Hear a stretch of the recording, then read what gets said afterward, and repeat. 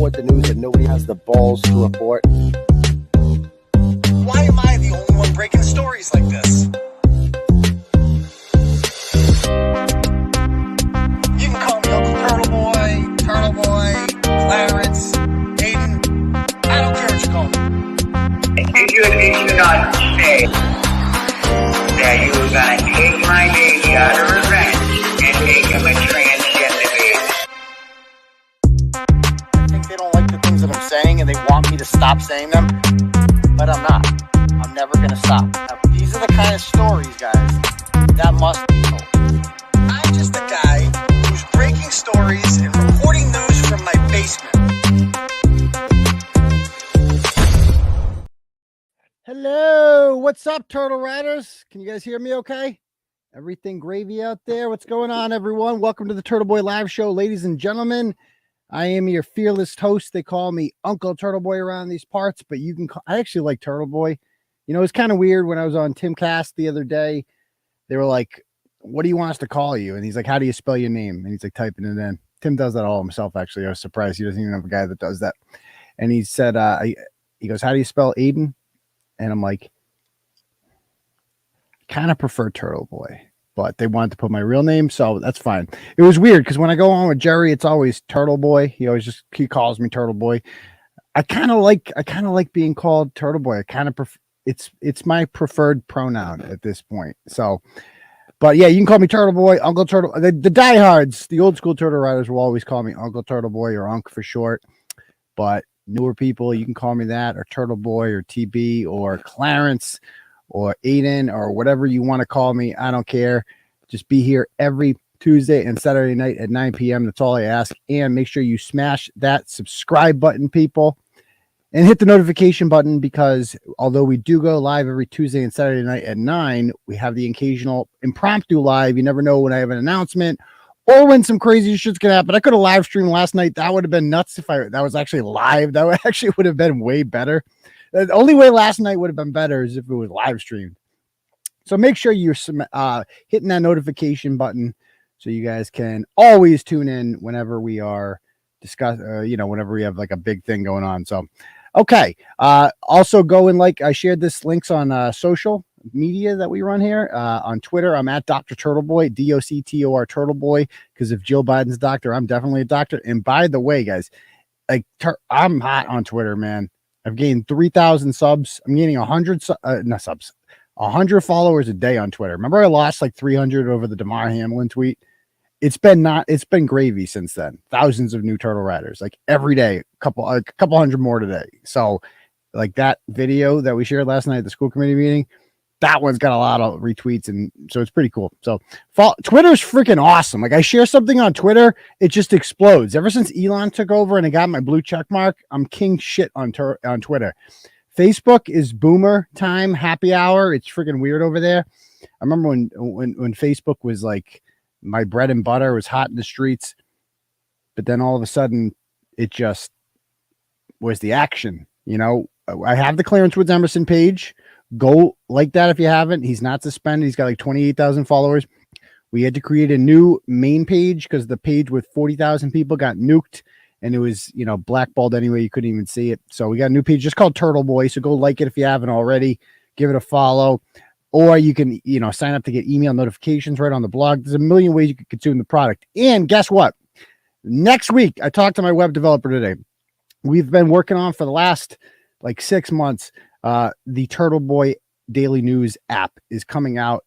It will not be available next week, but it's in the final process, and I'm going to put it out there. I need like 10 to 15 volunteers to try it on various kinds of phones and using different, I don't know, my web developer was telling me all this shit. I need like 10 to 15 people to test it out. It's going to be dope. So it's going to be on the Google Play Store, and it's going to be on, it's the other one in the monopoly, the Apple Store. So it's going to be cool. So you're going to want to download that. It's going to be the coolest way to consume the content. Okay.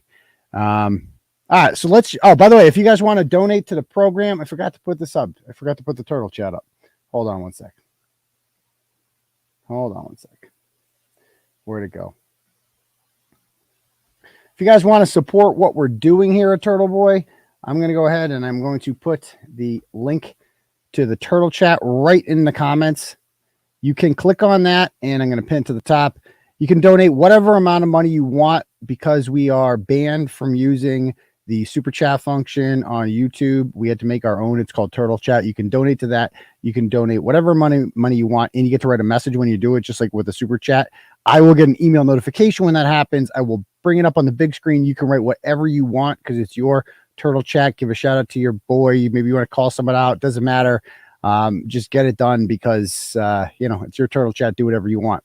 We're also, by the way, streaming right now on Rumble. If you'd rather watch over there, eventually we will be moving all of our content to Rumble. YouTube sucks and it's extremely censorious. And even though we have 24,000 something subs over here, I just have a feeling the channel's going to get nuked. And I just hate the censorship. Rumble has no censorship. It's got a donate button on it. Like it's got the super chats. It's everything YouTube should be. It's free. So go create a Rumble account if you haven't done so already, because the future is not on here. The future is Rumble. Okay, so let's just jump right into it, shall we, folks? If you missed it last night, I was at a school committee meeting in Holden. For those of you unfamiliar, I ran for school committee in my town. Holden is the biggest town in the 5-town regional district we have. It's the biggest regional school district in the state. It's called Wachusett. It's Holden, Sterling, Rutland, Paxton, and Princeton. And basically, it's like a gigantic committee for some reason. There's 22 people on it. It's stupid. And I ran for it in May of 2021. I was so arrogant. I thought I was like a shoo-in because like it's Turtleboy, but sometimes you forget that like most of you watching right now, you don't live in Holden, so you might support me, but you can't vote for me. Well, unless you're a Democrat, but you can't vote for me otherwise. So I lost. I got 5th out of 6, so I beat one person. And it was a learning experience because the 3 Democrats were pushed by the Wachusett area race social justice whatever, and like the Democratic town committee, and they did robocalls for them. They didn't even have to campaign. I actually campaigned. I had yard signs everywhere. I was doing standouts and shit, and I got my ass beat.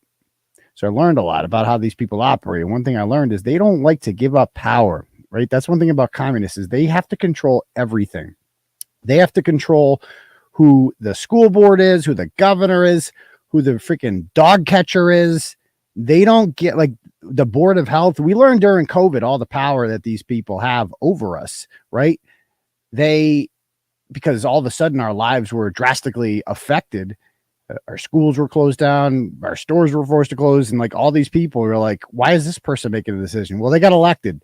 Well, when did they get elected? Well, you didn't vote because nobody votes in these random town elections except for Democrats. And that's the way they like it.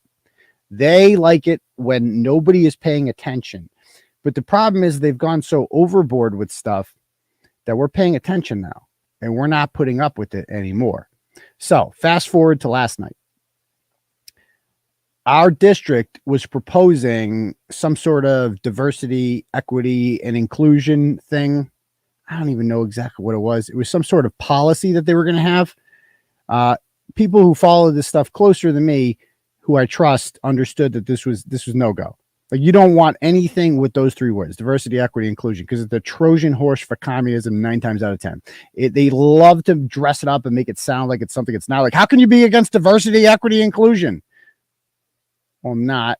At least I'm against equity because equity is communism, but I'm not against diversity or inclusion. I'm just worried about how you interpret those words. And I don't trust you with those words because once we have this policy, you're going to do some crazy shit. I know you are. For instance, we've seen in Boston with 𝗿EI, did a story on it last year. The Boston public schools, they have a couple exam schools like Boston Latin and whatnot. You have to take an exam and they take the kids with the highest scores get into there. Problem? Too many Asian and white kids were getting in. It wasn't representative enough. That's not equity. So what they do, they got rid of the exams or they just didn't weigh them as much. And so, we have to water down and make it because we need more equity and more diversity. You're getting rid of merit. You're getting rid of You're punishing kids who did nothing wrong based solely on the color of their skin. I don't like it. I don't trust it. I don't want that. It's not good. Plus, more than anything, what do you need it for? Like, what problem is this solving? Like, was there a problem with diversity in Holden? If there's a problem with diversity in Holden, I got a solution. Every white liberal in town sells their home to a black person for half price. How about that? Put your money where your mouth is, liberals. Right? You want black people in town? You want more diversity? Black and brown people? Okay, go ahead. You take up space as a white person. Sell your home for half price to a black person. Black person moves in, you move out, boom, diversity, equity, inclusion. But they won't do that because these people all move to these towns to get away from diversity, equity, and inclusion. The last thing any of these people want is diversity, equity, inclusion. They just like to pretend that they do. They are full of shit, and they're clearly not intelligent people. So there was a push by our side. I've kind of joined this little, I don't know, I think rebellion is the wrong word, upstart group of conservative parents who aren't taking this stuff lying down anymore, right? They've dominated our local politics forever, and we're fighting back, right? I'm not really the leader. I just jump in and help out when I can. I don't go to every meeting. I really should, but just don't have time for it. Anyway, so they decided, they rallied around. They were urging people to write emails to all school committee members and say, we're against this for the following reasons. Now, they said we're going to lose because they got the numbers. Like of the 22 members, I think it's like 19-3, wokes versus unwokes. So we're outnumbered and nothing you could do about that. But I think it's important to send a message that there will be pushback, that we will not take this lying down. We might not have won elections, but we exist, and we are a minority, but we are a loud minority. And you're not going to exert your will on us without some sort of pushback. So we all decided to show up last night. Now, I did not sign up to speak or anything. I was just there to observe as two things. Number one, an award-winning journalist, which I am. I was voted Worcester's top media outlet 2 years in a row by the Worcester Magazine voters. And as a parent of two children, I have a 7 and a 5-year-old. I don't want them coming home with surveys about, like, do you hate yourself because, like, how do you feel on this gender spectrum? How male are you? Do you like to do this? I've seen these things going on in schools. I don't want anything to do with that. I want my kids to go to school to be smart, educated, learn about the world, learn how to read, write, do math, all that stuff. I don't want to come home and worry about, like, where are you on the gender spectrum, on the gender zebra? How do you feel about this? Nope, not doing any of that stuff. Against it. I won't sit back while that happens to the public schools. So I went there last night, and I went and I kind of sat. I was standing in the back for a bit. I heard a couple speakers, and then I'm like, well, I want to sit down, get closer, because I want to record this, right? Get some content for the blog. It's a public meeting, obviously. Clearly, you can record. Duh. Every public meeting is open. It's an open public meeting to the public. It is being live streamed on the town's website. There is zero expectation of privacy at all here, because that's just how public meetings work. So I sat there and I started filming. And let's check out what happened, shall we? Pull up the blog.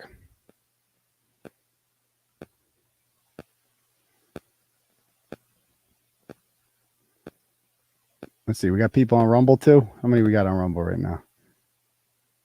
Do we have people on? I can't. Does Rumble say the number of people watching? Let me see. Let me refresh that joint. Yeah, 53 over on Rumble. Cool. All right. I'm going to try to switch back and forth. Just read the comments on there.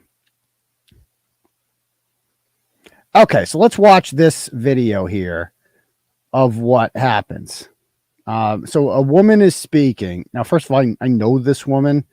It's kind of awkward. I know her boyfriend went to my high school. We played football together. He plowed my driveway before. But his girlfriend here is extra woke and is like, she defriended me on Facebook. She has crazy political rants. And she got up here and she starts ranting about how one of her kids said that one of her kids' black friends was called a racial slur, which I don't believe that. I just don't. I mean, I need to hear the context. Like, were you saying rap lyrics? Like, what was the context? Or was it a joke? Were kids just messing around with each other? I need to know you make it sound like somebody's just coming up and like, yo, Trigger, get out of here, Trigger. Like, what? I don't believe that happened. I just don't. Sorry, don't believe that. Need to see it. But I digress. That's not to say that I don't. They always say, you don't think that racism is real? What, you don't think racism real? Yeah, of course racism's real. Of course racism's real. It's just not that prevalent. When you meet an actual racist person, have you guys met a racist person before? It happens once in a while. I've met a racist person and it's awkward because they like talk to you like they're like testing you out, like, you down for some racism? And they'll say like some shit like, man, black people are running around wild. Like, what? Maybe that black person who's in jail, maybe him, not so sure about black people in general. They like want to make you feel like it's real awkward. A lot of any white person out there can relate to this. Like they've come across another white person who says something and goes a little bit too far with the race stuff. And you're like, you don't want to be like, well, that's racist because it's awkward to call someone a racist. But you're like, definitely don't agree with that.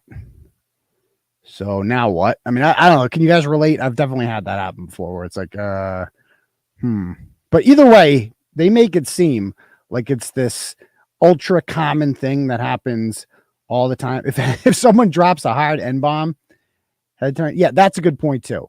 And I don't know if I've ever had that happen. I've never heard. The only time it's ever happened, I was at an airport on a layover once in like 15 years ago. And I think we were in shot. I don't even know where we were, but we were at a layover and I'm sitting at the bar. It was a long layover. And this guy from Georgia is sitting there and we start chatting. And then all of a sudden he goes out of nowhere. He's just like, I'm like, yeah. So what's up with, how do you like Atlanta? He's like, oh, he goes, Triggers is running wild in Atlanta. Except he didn't say Triggers. And I'm like, okay. Because we had a pleasant conversation before that. And all of a sudden he's like, Triggers would be running wild in Atlanta. And I'm like, okay.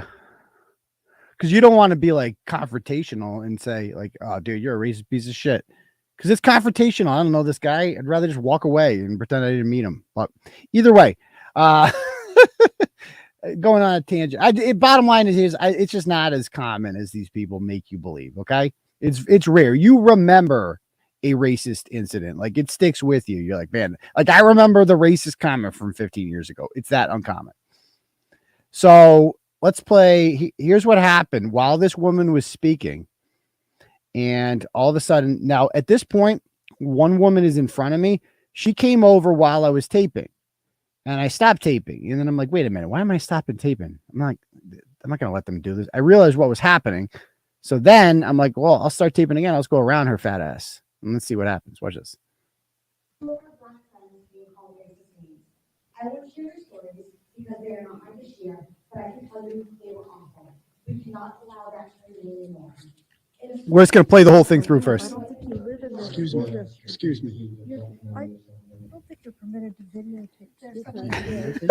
You don't live in Holden. I think you need to live. Oh my God. What do you mean I don't live in Holden? This is Turtleboy, and I think Excuse me, let me speak. Oh boy.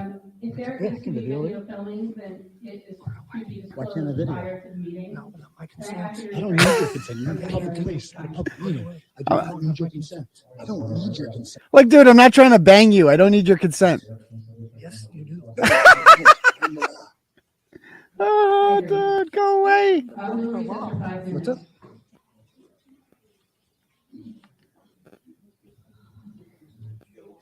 There's the Great Wall of Grandma blocking me from seeing. Look at those outfits. Look at that racing stripe there. Okay, so let's review exactly what happened there in that one. No, that was not the lady at the end was the school board member. So I'm going to review what happens here. Okay, let's go to the play-by-play. So at this point, she's there to block me. She realizes that I have gone around her. So she's going to block me. Now notice the other two are getting up here. Okay. And they start coming over here. Even that guy, I think he's on our side. He was like, what the fuck? All these people are so spooked by someone recording. Like, I guess there is a purpose to what Josh Abrams does. like I guess there is somewhat of a purpose. And it's that you have to normalize the fact that you can be recorded in public. That needs to be normalized. You might not like it, but welcome to freedom. Like what Josh and I do is like, this is somewhat auditing, I guess. But if Josh Abrams and his ilk really cared about the First Amendment, they would be doing what I'm doing in this video. These are tyrants, right? This is not the little old lady in Ridgefield, Connecticut, working at town hall, stacking papers. This is people who are actively trying to prevent you from exercising your First Amendment rights. These are actual tyrants. So if Josh, he's not smart enough to go after people like this, I don't think, or he's not familiar with enough with like how politics works to understand the importance of this. He's just looking for the donos basically and trying to aggravate people. And it's a shame because, I mean, he's got a big audience. He could do something with it. But anyway, yeah, it's like, I don't understand how anyone can, like Blurred Line says, can walk around not knowing they're being recorded. Like they're just boomers. Like that's all I can come this down to. It's like just older people are slower figuring shit out. Like, what? You can't, like, they haven't thought this through in their head. Like, okay, why can't he do this? Why can't he film me? And the reason because they know it's being live streamed, right? They know it's on video. So they know they're already on TV. They're already on local access television. They're already on the town website. So what are you hiding from? Like you can't, what does it matter if I'm recording too? It's like in a courtroom. Like you're being recorded. So what do you care if I record? It's all being recorded anyway. So I can use the clip from YouTube or I can use my own clip. What does it matter? It's the same shit going on. It's just different angle. But so they haven't thought that through. Like, wait a minute. Oh, we can do this because all they know is a camera is being pointed at them and it causes a visceral reaction. Like, don't do that. I don't like some people don't like their picture being taken. You know, they don't like being made to feel uncomfortable. I'm sorry. I'm sorry. Like, it's like, I have a right to do it. What you're doing right now, the policies that you're pushing make me uncomfortable. Because you're trying to force something on my children and most of you don't have kids. So like, I don't like you. Quite frankly, I think you're evil. I've always said this with these people. Look, I don't want to, Holden people are different with me. I'm less likely to blog about someone from Holden because I have to live with them. Like, let's put it that way. I might have to see you at the freaking specialty sandwich shop or Holden Pizza, or I go to Planet Fitness in West Boylston.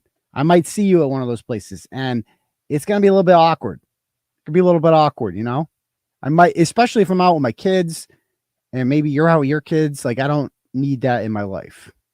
If you feel me on that one. But so I don't want to argue with, I don't want to hate these people. I would like to be civilized with them. But apparently that's not what they want. That's not what they want. So if they want to dance, I don't know why they would. Clearly they don't quite get what I do, who I am, and how I expose you. They don't understand that. They're going to learn, but I don't, it's like, why'd you make me do this to you? I'm more disappointed in them. So back to this. So here it comes one boomer over here with the flannel and then the other one with the mask. As soon as you see the mask, first of all, he looks so angry. And then she comes over with her mask on. Okay, she is on, dude. She's clenching her thumbs. You guys see that? Look at her thumbs, dude. She's like finna fight me, and she's just got the mask. I just couldn't believe it. Now, I saw this woman sitting over there, and I'm like, oh, I blogged about her in May, and I'm like, my plan was to confront her afterwards, and like I was going to confront all these people afterwards on film. That was my big plan. They made it easy for me. They confronted me. So now I don't have to look like the aggressive one. I'm just sitting here minding my own business. The Boomer Patrol and the Great Wall of Grandma comes over, and let's see what she does here.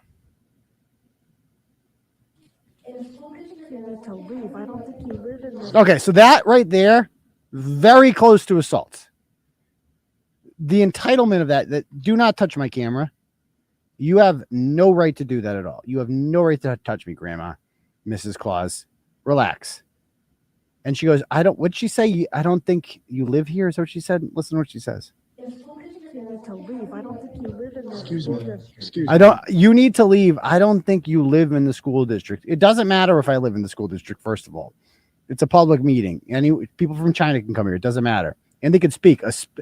Someone on her side from Leominster spoke at this, some rabbi, because she allegedly had Jewish kids from Holden or whatever, Princeton, in her temple.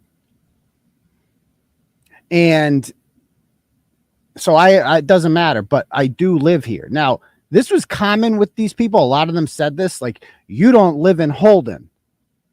And that, ladies and gentlemen, is why you should not get your news from the Storm, from Team Storm, because that's the only conclusion I can come to, is that these people have been following Team Storm and they get their news from something called Masshole Report, who has told them unequivocally that I've been kicked out of my house, that I don't live. Well, sometimes they say I'm in the basement, and sometimes I've been kicked out of the house. That's I think that is my guess. I don't know that for sure, but where else are they getting this whole "you don't live in Holden" thing from? I ran for school committee a year and a half ago. You have to live in the town to do that. I pay property taxes. I'm on the voting rolls. You can look me up. Like, so what are you trying to get here?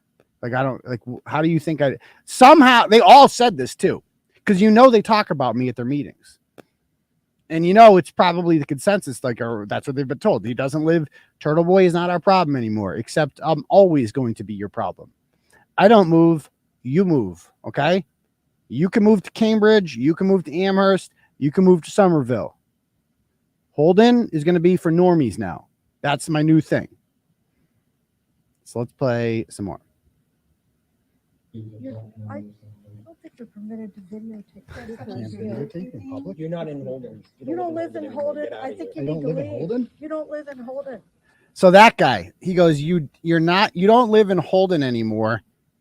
Get out of here. I found out where that guy lives. His name is Brendan O'Malley. He lives at 19. I'll show you this right here. This is debatable. I want to show you this.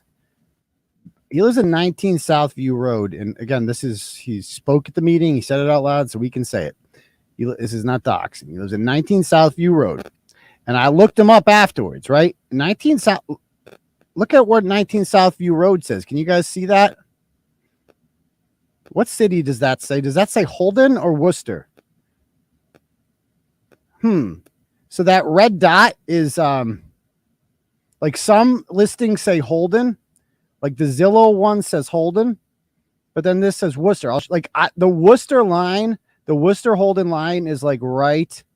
I think I delivered a shirt once on Frederickson Ave, and it was in Holden. But this side of Frederickson Ave is Holden, and this side is Worcester. The line is right here. So I don't know.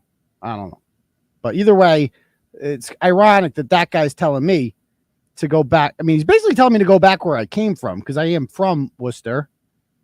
I've lived there for 30 something years. I went to school there, my formative years.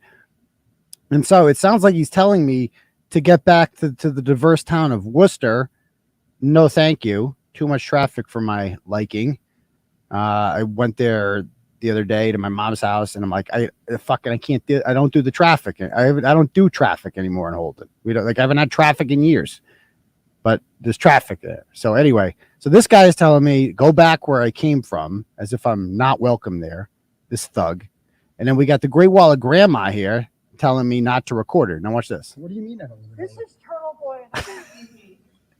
He's videotaping this. Oh, now that was the best part. That, guys, was everybody's favorite part. This is Turtleboy. She yells out like she cracked the case. Like, oh no, busted. Like I'm sitting there with one of those fake mustaches and the glasses, and I'm just sitting there like trying to. Hopefully, no one notices me. Oh no, I've been seen. I've been spotted. I'm sitting front and center. I'm right in the front. I'm taping everyone can see me in there. Like I'm like she's cracked the case. Like, what does she think that means? Like they're gonna be like, what? Turtleboy? He's not allowed at a public meeting. Get him out of here. Like I'm a wanted man or like what was she? Dude, that was badass. But again, didn't Krusty Panties and them say that nobody knows who Turtleboy is? Even the goddamn elderly know who I am. Even your grandmother knows who Turtleboy is. And they fear me. They don't want me at these meetings because I'm coming for their communist ways. We're not dealing with it anymore. That was too much. Too much. Too much. Okay, so let's watch a little more. Excuse me, let me speak. If So- there is to be video filming, then it So that was me asking the cops. There's two cops behind me, one of which is the school resource officer. And I said, now I know there's not that many cops in this town, so you've seen I'm friendly with most of them. And you know, they won't cut me any breaks or anything like that if I broke the law. They're not like that. But I don't break the law, so it's not a big deal. So you're friendly to them, they're gonna be friendly to you. And I'm like, hey, I'm like, I can tape, right? And they're like, yeah, of course. Of course you can. This woman isn't like, there's two police officers. I think they know the law. And these people are insisting you can't do this. Now, at this point, the whole meeting has been disrupted. These people are disrupting and stopping a public meeting. And so now they have to address it. Now watch this. Why can't I video? prior to the meeting. No, my consent. I don't need your consent. You're in a public place, at a public meeting. I do not need your consent. I don't need your consent. Yes, you do. No, I don't. Learn the law. Dude, is that like the greatest back and forth? I don't need your. I was wearing a big Turtleboy back to blue hoodie actually, so with the Turtleboy hat. So I mean I wasn't disguised at all. Like I'm Turtleboy. So this guy is like, I love that interaction. No, yeah, one more time. I gotta play this. This interaction's too good. This guy thinks he knows everything. Look at this guy. Why can't I video? Prior to the meeting. No, my consent. I don't need your consent. You're in a public place, at a public meeting. I do not need your consent. I don't need your consent. Yes, you do. No, I don't. Learn the law. Yes, you do. He thinks he's so smart. It's like, no, I don't. I kept my cool. I very much kept my cool. I got to flip out on this guy. But I'm like, that's giving them what they want, though. You have to be like Martin Luther King. Okay. I'm kind of a lot like Martin Luther King, very similar. In that just be the contrast. Martin Luther King once said that the contrast between your nonviolent resistance and their violence will make people see who is right and who is wrong.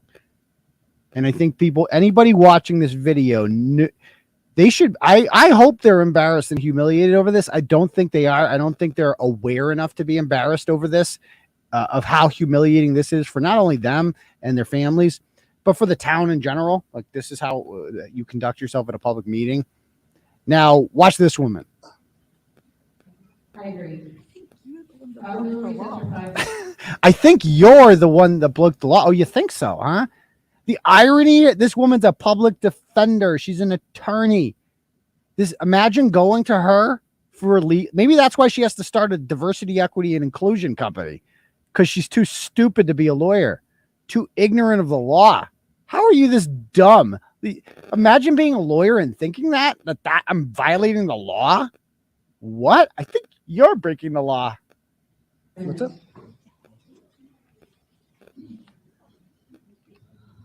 So at this point, they've suspended the meeting, and the Great Wall of Grandma is still there.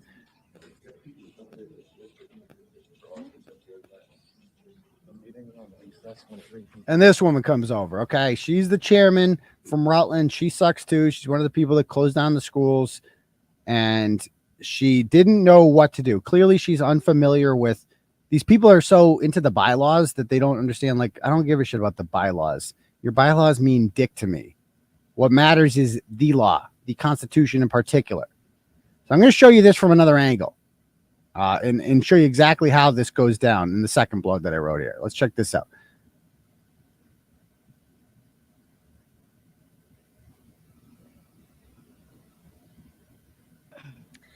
I've heard a lot of people state that racism isn't a problem here. And as a white woman in this very white suburban town, it would be incredibly convenient for me to believe that. It would also be incredibly out of touch. Like, what did she say? That racism doesn't, it being, as a white woman, it would be incredibly to believe that it, okay, just stop it. I mean, just, you have no idea what you're talking about. There's black people in Holden. I never hear them talking about racism. They're happy to be here. It's a nice town. We all get along. But these white liberals, who, by the way, like, I think Mary Beth, her name is Mary Beth. Like, she grew up in Worcester. She went to Catholic school. Like, honey, I went to South. Okay, Worcester South. I went with your boyfriend. Like, we went to school together. We went, like, our parents sent us to a school with actual diversity. Your parents sent you away from diversity. So please, you went to St. Peter's. Stop it. Don't talk about diversity with me. Anyway, so at this point, the Great Wall of Grandma has come over there, and people are starting to look over.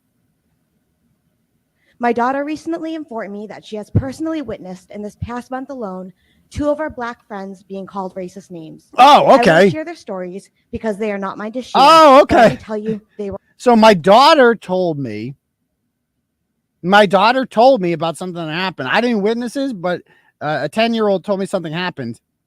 Therefore, it did. And you just have to take my word for it. I'm not giving you any details about it, but a kid told me it happened. So therefore, you have to take me on my word that the whole town is racist, and you have to promote this thing that I want. Diversity, equity, inclusion. Okay. And now at this point, you can see Flannel Man there heading on over. Were awful. We cannot allow that to remain the norm. In a school district that has such a heavily white majority. Point of order. There seems to be disruption in the assembly. There's someone videotaping. Watch this. This is Turtleboy. This is Turtleboy. Let me speak. If there is to be video filming, then it is to be disclosed prior to the meeting. And I ask you to refrain from videoing at this time. Okay, so it is to be no. Okay, 𝗟𝗲𝗄𝗆, well, let me explain to you how the First Amendment works. It is not to be disclosed before the meeting. Here's what I'm going to do, 𝗟𝗲𝗄𝗆. I'm going to film whenever I want at any point during the meeting, and I'm not going to tell you at all. I'm just going to do it. And here's what you're going to do about it. Absolutely nothing. You're going to sit there and deal with it. You're going to seethe and cope, not necessarily in that order, but you will cope. Cope you will, because that is how the First Amendment works. I do not ask for your permission to tape. I tape whenever I want to. Okay, so let's be very clear about that. She's asked me, told me to stop. I will not. I will not stop. I kept taping this, and I taped it all the way till she walked over to me, and then we had a discussion. Time. Point of order. I would ask the chair to consider taking a recess. I agree. We'll recess for 5 minutes.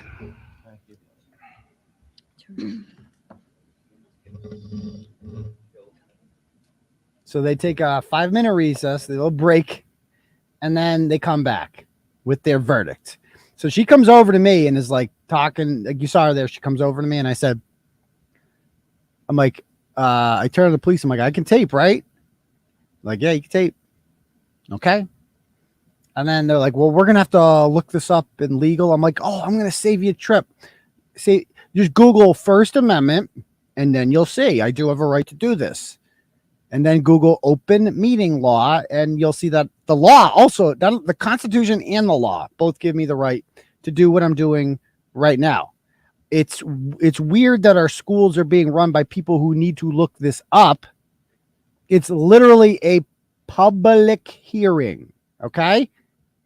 You can tape whoever you want at a public hearing. Like, it's amazing this has to be explained to people.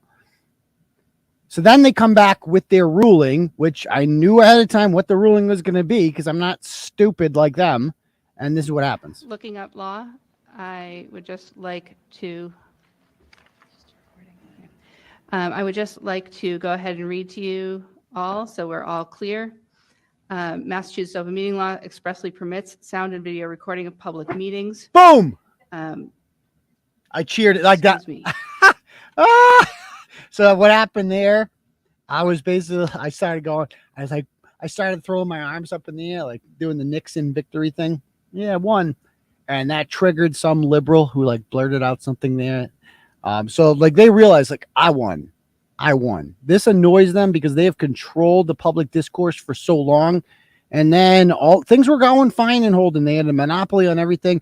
And then Turtleboy buys a house in 2016 because it was cheaper than buying in Shrewsbury, and the land is a little cheaper out here. And we got a nice deal. We got a 2,500 square foot house, man, for $395. Can't beat it, man. Can't beat it. And I'm here to stay. I'm not going anywhere. I love it here too much. I love Holden way too much. I love my street. I love my neighborhood. I'm going nowhere. It's dope in Holden. So she goes on. By anyone in attendance. The statute provides that after notifying the chair of a public body, any person may make a video or audio recording of an open session at a meeting of a public body. Boom. Or may transmit the meeting through any medium, subject to reasonable requirements of the chair as to the number, placement, operation of equipment used as to not interfere with the conducting of a meeting. At the beginning of the meeting, the chair shall inform the attendees of such recording. At this point, the ruling of the chair is that because you did not notify ahead of time, I would ask that you remove any footage that you took previous. And if you would like to, continue recording at this point, you may with the public knowledge. Didn't ask you. So she said there that I can, first of all, like imagine that. Talk about boomerism. And this is the other thing. The boomers are like, he needs to delete that video. Like, oh, are you that stupid, lady? Like I've already tweeted it out. It's been shared. That video has been viewed how many times now on Twitter? Let me go check on Twitter. How many views? I mean, never mind the Facebook and the YouTube views. It has been viewed 198,000 times. Okay. So yeah, I think I don't like deleting the file in my phone is going to do anything. First of all, when you delete something, it goes to your trash folder for 30 days. I would just bring it back. They're so stupid with technology. It's just so humorous. Like they're so dumb. I can't even. But then she tells me to delete it. Not that like I will not be doing that because you have no right to tell me to delete it. It's my personal property. And she grants me permission. Don't need your permission. Actually, definitely don't. Wasn't asking for it, but thanks anyway. Thank you. It's very kind of you. So let's go back to the first blog to find out who these kind people are, shall we? That was me owning the libs. Okay. All right. So this SJW number one here, her name is 𝗬𝗲 something. 𝗬𝗲 bipolar, I think. I don't know. 𝗵𝗵𝗵𝗺. Okay. Now, she claims to be a person of color. I shit you not. When I first moved here, I'm like, wait a minute. She's in charge of the diversity in this town? That's a white woman. This is a blonde white woman. This is not a person of color. That is a white woman. One of the whitest women I've ever seen. She is the poster child for Karens. Just look at her. I'm supposed to call that a person of color? Give me a break. She claims to be of Iranian descent. Maybe so, but don't care. You're white, so you're a white woman. So she is what she failed to discuss when she spoke was that she runs a diversity training company. She's a consultant. She failed to mention that. So she seeks to profit off of this. The company is called Re-Envision Consulting, and they sell DEI services to school districts. Wouldn't you know it? Who do you think is going to get the first contract when we get this freaking policy in? This woman is, of course, because school departments have like 4 days of mandated like teacher training and stuff. And it's always bullshit on those days. I hated teacher professional develops. You never professionally develop. You always have somebody come in like this woman and just lecture you for 4 hours, and you do a workshop, and it's stupid. And it's just a way for people like her to get paid. That's all it is. They have no skills, no talents, nothing. They will provide consulting services to individuals, organizations, blah, blah, blah. Of course you will. So she forgot to mention all that. She's also the executive director of the Wachusett Area Social Justice Alliance. Now, I looked that up. That is a nonprofit. They have never filed their taxes. Of course, they have until April to do that. The last full year they had was, and I'm going to be looking at those books, baby. I hope you're ready, 𝗬𝗲𝗍𝗍. You're my favorite. Like, we go after nonprofits that are shady. You better have your shit together, because we're going to be looking into you. Just understand that. We're going to be looking into you. All right. She's also an attorney somehow. But again, why would you leave being an attorney if you were good at it? Because she's obviously not good at being an attorney. She doesn't know the law. Here she is being paid to teach diversity consulting for Wayland after some probably made up story about some kid calling another kid the N-word during a basketball game. Probably made up, but she gets paid off of that. This is the racism industrial complex. These people need to create the illusion of, they had to create the illusion that they are the, what does I say? That the world is the most racist place in the world. And as a result of that, they alone have the cure for it, and you just have to pay them. That's how this works. That's why they want to make racism seem like a bigger deal, so people like her can be employed. Okay, now there's this woman. Her name is Jennifer Lish, and she is first of all, you know what we're going to do? We're going to call them. We're going to call them one by one, because I got all their phone numbers. So we're going to call first 𝗬𝗍𝗍, okay? We're going to call her. Call her up. Let's call her. Let me change my settings. Audio, okay.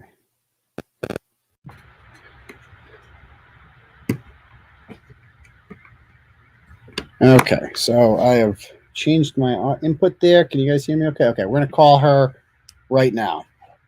I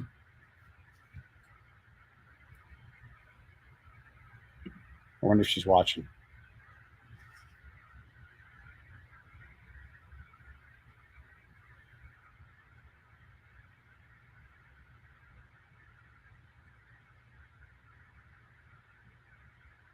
There we go.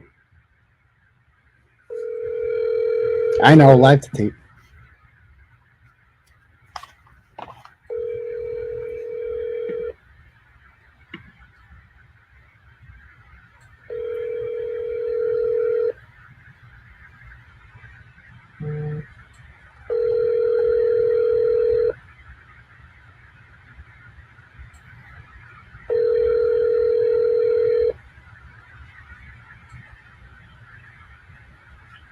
Hi, this is 𝗵𝗵𝗀𝗃𝗃. Please leave me a message including your phone number, and I will get back to you as soon as possible. Thank you. At the tone, please record your message. When you've finished recording, you may hang up or press 1 for more options. To leave a callback number, press 5. Hi, 𝗬𝗍𝗍, this is Aidan Kearney calling from Turtleboy Daily News. I just wanted to call you. We're doing a show right now to see if you wanted to share your side of the story, if you could explain why you thought it was appropriate to violate the First Amendment for a well-respected and award-winning journalist who's just covering a public event. I've also seen some comments today. I believe you called me a terrorist, and perhaps we can discuss that. I feel like you've gotten the wrong impression of me. I don't know if this is how you usually deal with dissent and people who disagree with you, but it's not very civilized. And the meeting last night was about diversity, equity, inclusion. Got to be honest with you. don't really feel included. Don't really feel included when you do that to me. I was scared for my life. I was literally shaking. I'm afraid to ever go to a public meeting again because I don't want to get boxed in by the 𝗵𝗿𝗃𝗀𝗃. And I'm curious. You know, I'm also looking to start my own diversity firm, and maybe you could give me some pointers. Like, what's a good grift? Like, can you tell me perhaps? Like, I mean, who do I have to like? Do I need? He needs like. How do you do it in a white town without diversity? Can you get like? Do you take pictures with people? Like, do I go to Worcester and take pictures? Like, what do I do? How do I pretend to be diverse? Can I say that I'm like? Can I say that I'm like half Lebanese, like or Portuguese? Does that count? I mean, you're Iranian. I don't know if that counts, but so anyway, I just want to get you a call back and maybe get a comment about why you think it's appropriate to violate my First Amendment rights. So if you have an answer for that, give me a call back. Love to hear from you. Bye. Okay.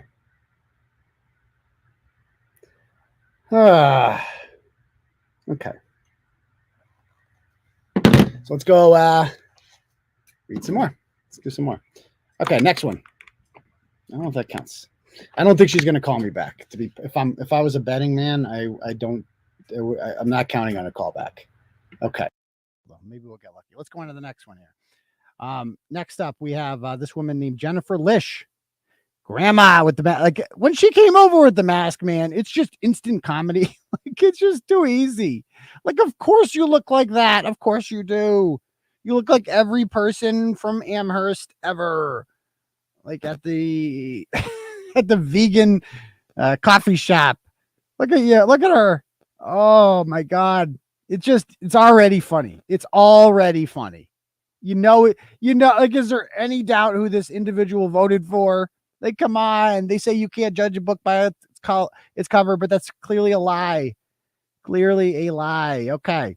So her name is Anthony Lish. And by the way, Jennifer Lish, her god is Anthony Fauci. And it's weird because, like, for somebody who's wearing, like, why are you wearing a mask but getting that close to me and violating my personal space? Like, what if I had COVID? I'm not wearing a mask. None of these people were ever afraid of COVID. They're just insane. And she calls herself a doctor, but she's actually a psychologist. Like, I mean, I'm a doctor too then, okay? Joe Biden's a doctor. We're all doctors. Okay, fine. Like, I'm sorry, a doctor is somebody who cures people in the hospital and like does stuff like that. You're not a doctor. You're just a woman who still wears a mask and really ugly sweaters. Okay. So she is, and by the way, she does children's psychology, which is scary. And I think an unaddressed aspect of the gender crisis in this country is the effect that psychologists have on it. Like, that field of study is the most concentrated with woke. More than college professors, more than public education, more than Hollywood is psychologists. And the damage that these people are doing, because people trust psychologists and their kids are like going through a phase or whatever, and they just send them to the shrink because it's easier than spending time with them and getting to know them. And they send them to a shrink. And the shrink always tells them, "Oh, really? How do you feel? So you feel like a girl? Really? Let's do that. Why don't you just wear some nail polish?" They encourage them to do this, to transition. I've seen this happen a lot now. People just defer to the psychologist, to people like her who are clearly not smart, who are clearly dumb. And I've blogged about this person before in May. She posted this about the election that was coming up. Like, we had a school board election, a really nice woman by the name of Elise Meter. She is lives down my street, and she sends her kids, our kids are in the same kindergarten class together. Really involved parent who decided to run for school board. Her husband ran too. They ran separately. He was going to get elected because he was the only one, but she was going against the machine. And poor Elise ended up getting fourth. The top three make it. But this is the kind of smear that they put on her and my buddy George Kaminsky, who is Russian, by the way. Like, have you ever heard this guy George Kaminsky talk? He's like a rocket scientist. He went to WPI, but he's got a thick Russian accent. Like, he moved here from Russia, And this is so ironic because this is what she writes about George and Elise. She goes, vote for these 5 candidates for fine candidates for the Board of Selectmen and the school board. Reject racism, white supremacy, xenophobia, and anti-LGBTQ hatred. That would certainly suggest that the people you shouldn't vote for are all of those things. You need to reject them. So Elise is a white supremacist, anti-LGBT. They just say the same. We're racist. They just throw all these words out there. And that's why I mean these people are uncivilized and unworthy of us treating them with any sort of respect, because they treat us with no respect, right? They throw these words around like they're harmless, right? Like they can just call you a white supremacist and move on with their day. Like that word doesn't mean something. And they don't like you don't. I live in your community. Like our kids would play soccer together. Well, not Licious, but you know what I mean. Like we have to live amongst each other. Like, why do you want to call me this horrible name and think it's okay? Because you don't want to vote for me, so don't vote for me. Just say, well, this person will be better with the budget or something. This person more reflects my values, whatever. Instead, they have to go to the lowest possible thing and call you these horrid names, and then they expect you to treat them civilly. Not going to happen. Not going to happen. So she says, reject all these things, vote for blah, blah, blah, those people. And so there she is. Disinformation is deadly, wants to censor the internet. Vaccines save lives. Like you're wearing the mask. I mean, I could have told you she probably has a Ukraine filter somewhere. Of course she does. They're all the same. Look at this woman. She's insane and she works in psychology. She tells me I need to leave. Actually, I don't. So let's give her a call because I have her number. Although this might be your office number, so I'm not entirely sure. Let me try it real quick.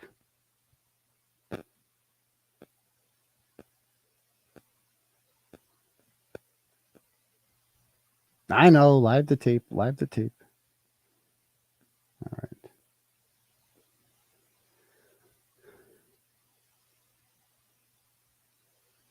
I'm going to prank. If she doesn't answer, we're doing a prank on my transgender son. I just adopted Mike Gianetti's kid.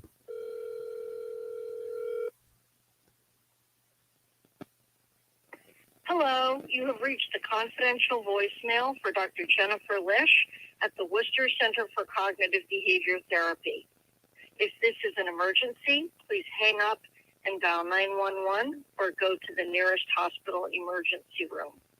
Please do not leave messages on this voicemail. It is not possible to give a timely response. Please contact me by going on my website, which is www.WorcesterCognitiveBehaviorTherapy.com. That's www.WorcesterCognitiveBehaviorTherapy.com. I will reply to your email as quickly as possible. Thank you. Bye. Hi, this is, my name is Maxime, and I'm a gender fluid person. I actually just adopted a young boy from out of Boston. He was living with an abusive crackhead named Michael Gianetti.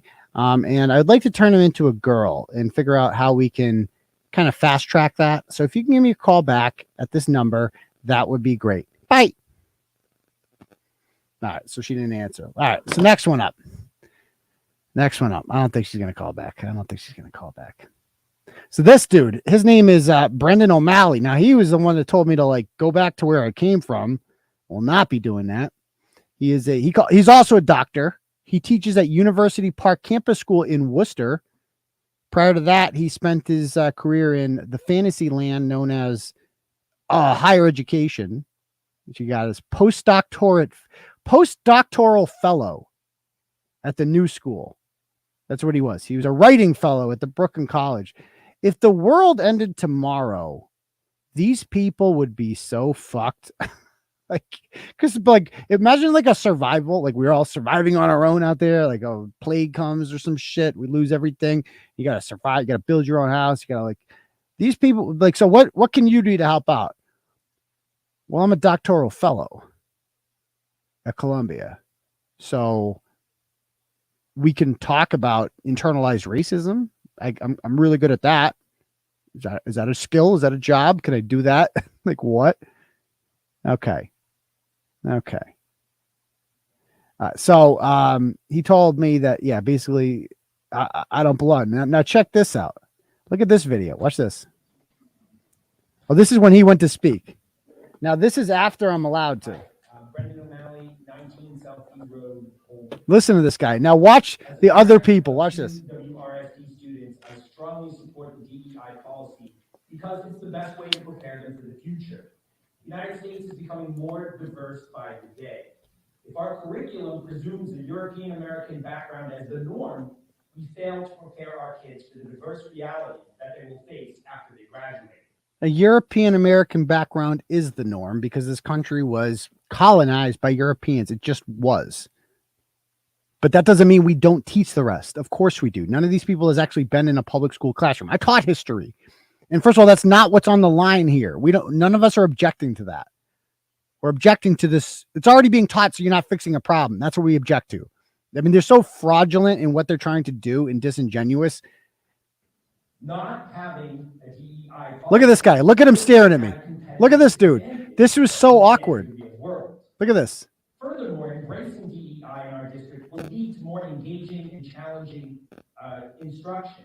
DEI-based teaching sharpens students' critical thinking skills by exposing them to different perspectives that are outside their own experience. Genuine learning and growth, it comes with some discomfort, and you need to be challenged. Like this, I mean, that says it right there. I'm sorry. It comes with some discomfort. No, it doesn't actually. My 7-year-old daughter does not need to be discomforted in our class. She doesn't need to feel bad about herself because she's white. She does not have to feel kids have a right to feel comfortable in school. That's their policy. That's what they're going for here. That's their push here. Is that, oh, it's good because we want to make your kids uncomfortable in school. What? Why would you want to make my kids feel uncomfortable? Why would you do that? Okay. Students need to be challenged, and I know this as an educator. Oh, picture his class. Runs contrary to our shared First Amendment values that uphold the free and open exchange of ideas. Our openness to new ideas has made the United States the most innovative and prosperous nation in human history. We are able to thrive as a nation when we are free to challenge each other's thinking without having to resort to censorship and violence. A DEI policy gives our students the tools to cope with differences through civil discourse. This dude's still staring at me. Look at him. Look at that guy. He just stared at me the whole time with his mask. Schools that restrict or censor instruction are educational failures and violators of our cherished First Amendment principles. Instituting this DEI policy, it's a no-brainer. It's a no-brainer. Like, why? Are kids not getting an education right now? Like, is that a problem in the Wachusett public schools? Like, oh no. Like, how do we ever survive without DEI training in schools? These people act like it's a no-brainer. It's really not a no-brainer.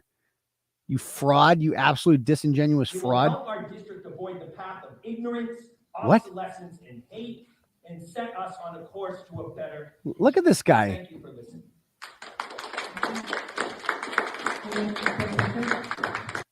The guy who told me to go back where I came from, Worcester, is worried about hate. Sure he is. Okay.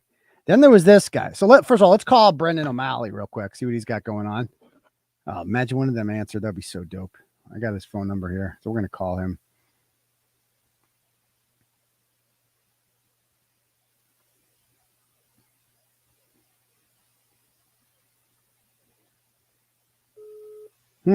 Okay. User busy? I don't know. Wait, what number? Oh, he called the wrong number. 718. Okay. That's a weird. What area code is that? I'm so used to 781.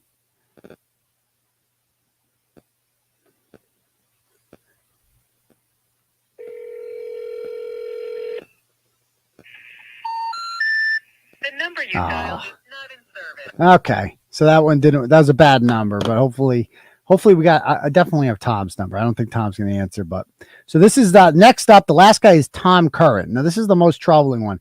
This gentleman is on the board of selectmen. He actually ran for selectman the year I ran for school committee. We both lost. So we were both losers that year. Then he ran again this year and he lost again. There was two people that got on. The top vote getter was a conservative woman, this chick, Steph Mulroy, who's the bomb, who's awesome. Her family owns Seven Saws Brewing Company and Mulroy Dentist in town. Like everybody knows her, and she's conservative and cool. And like she won in a landslide, got the most votes. And then two communists were vying for second, him and the woman who was sitting next to him, actually, this chick, 𝗟𝗲𝗃𝗃𝗃. And she beat him. So he lost again. And then there was a vacancy. Somebody resigned and then he stepped in. So that's the only reason this loser got in, is because no one else ran. And yeah, he just look how he comes over so angry. Like, I'm going to stop you from exercising your First Amendment rights. Okay, Tom. Like the fact that this man is on the board of selectmen, put it away. Not without my consent. I don't need your consent. Yes, you do. You didn't learn the law. I think I know about the law. So we're going to give Tom a call right now. See what he has to say. Okay. Shall we call him? He might answer, actually.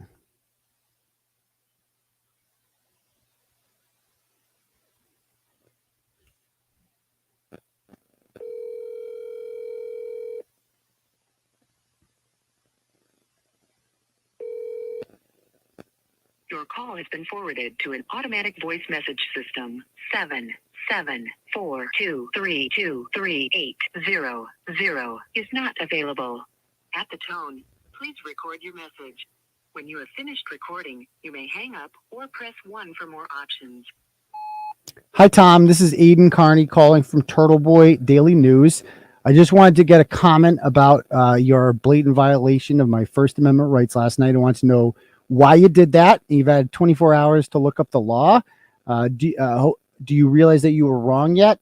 And do you realize that as an elected official, you are acting in a capacity as an elected official in an attempt to intimidate both a private citizen and an award-winning journalist, that you violated my First Amendment rights there and potentially could have set the town up for a major lawsuit? I'm definitely considering litigation. I've spoken with counsel already. So I'm going to need an apology from you. If you just apologize, we can move on. We can move on. Or we can do it the other way, the Turtleboy way, as we call it around here. So if you would give me a call back, and I will accept a heartfelt apology from you. I'm going to need you to apologize specifically for violating my First Amendment rights. Then we can move on and live in the same town together. We can disagree about this stupid diversity, equity, inclusion thing, but one thing we cannot disagree on is my right to exist and my right to the First Amendment and free press and being there to advocate for my children. You will not stop me from doing that. I will not allow you to do that. So please give me a call back, and we can do this, or we can show up at your house and do it that way. Because again, as a reporter, as an award-winning journalist, I have been known to show up and ring doorbells as part of my journalistic duties for stories that I'm writing, of course. So give me a call back. Bye, Tom. Okay. So I don't think we're going to get a call back from him, but we'll see. So again, like I want them to grovel. Like I'm not interested in dragging this out and doing a lawsuit and all that. It's a lot of work. I could, but what I really want is the satisfaction from watching you apologize and grovel. That to me is worth more than anything. Okay. So that, and the content that I get out of that is fantastic. So real quick, I'm going to read a couple donos here that I've got over in the Turtle chat. Let's see, bring it back over here. We got a $20 one from 𝗚cie here. Not that 𝗚cie, a different 𝗚cie. 𝗚cie sends $20 and says the following: "You're the best." Oh, thank you very much. "So happy you are supporting Holden in these crazy school committee meetings. # real men are back." You goddamn right about that, 𝗚cie. Thank you very much for the dono. Also, we got a $25 donation from a Leah or Aaliyah. I'm not sure how to pronounce it. She says, love your articles. Thank goodness someone exposes the truth. Your writing is also hilarious. All my best. Well, thank you very much, Leah. That's very kind of you. I appreciate that. And we're going to keep it going. We're going to keep it going. If anyone else would like to donate to the Turtle, you can do it that way by at the top of the chat. There is a link to the Turtle chat. You can donate whatever amount of money you want and put a message with it. I will get it in my email like I just did right there. I'll bring it up on the big screen and we will read it out loud to the class. Or you can cash at me at $ Uncle Turtleboy. I will get a notification on my phone and I will read that to the class. And that's so true. Like every woman wants real men back. This whole bullshit of like nobody wants a beta man. Like nobody wants that. Women want a man, right? They want a man to take control and stand up for your woman, stand up for your kids, fight, don't back down. Toxic masculinity is making a comeback, and I'm here for it. Let me tell you. Okay. I don't know about hairy men, maybe not. Okay. All right, so let's go on to the next. Let's keep reading this. Sorry. And by the way, Asima Silva, like I pointed out there, she was up on the big screen because she was there remotely, and she did not have her face on there, which I think is a violation of the law because I think you should be able to look at these people, and I want to know that two of them aren't in the same room. That's one thing I want to be able to know. I want to be able to see if they're paying attention. I want to look in their eyes, and so she was not there again. She doesn't come to meetings, because she owns a $2 million home in Hopkinton that is turning into an eyesore for neighbors there. Okay. All right. So let's go back to the story here, shall we? I think we showed. Oh yeah. Let's check out this video because there was a part 2 today that we need to get into. So this dude looking at me, I think his name was Bill Fisher or something. I mean, dude, like, look at these dudes. Like, dude, you're so angry. Why are you so mad?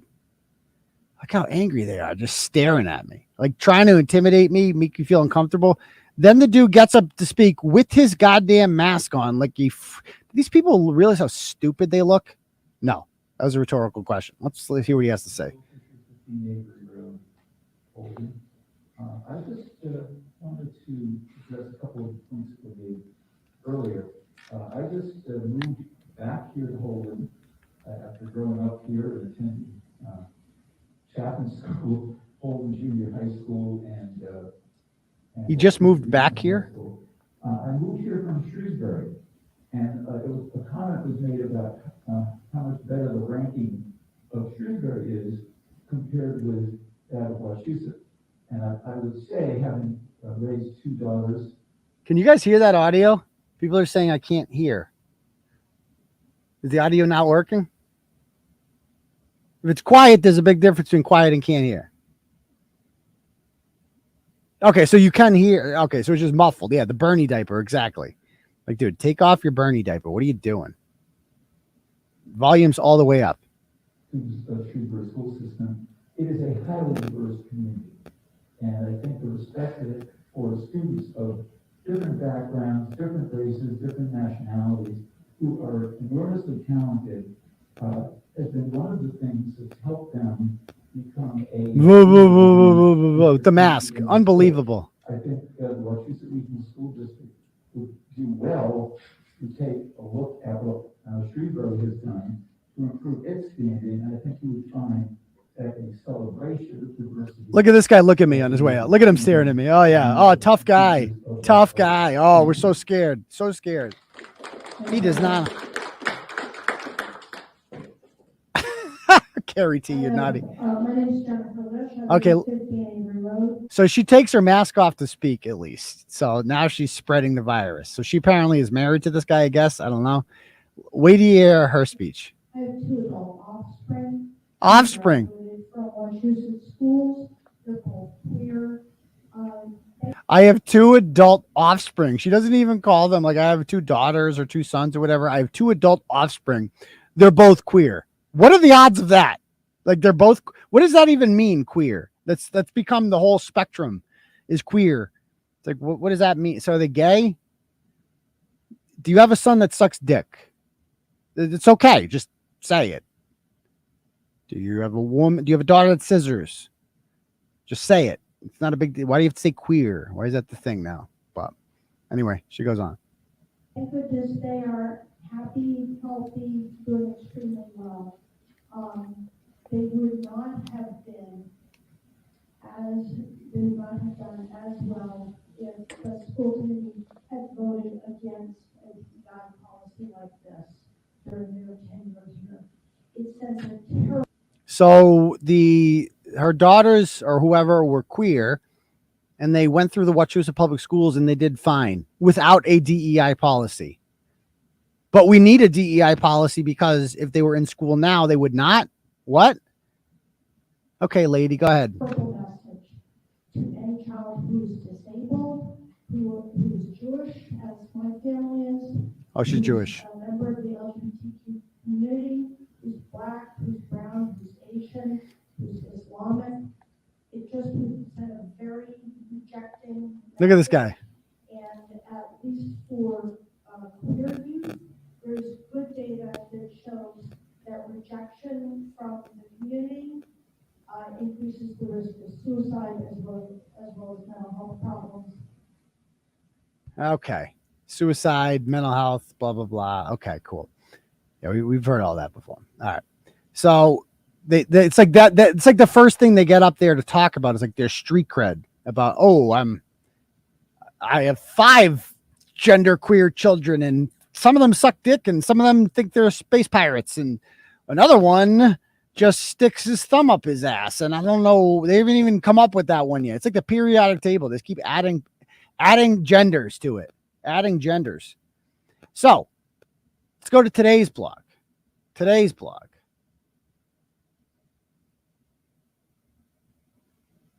me bring this up. Share screen.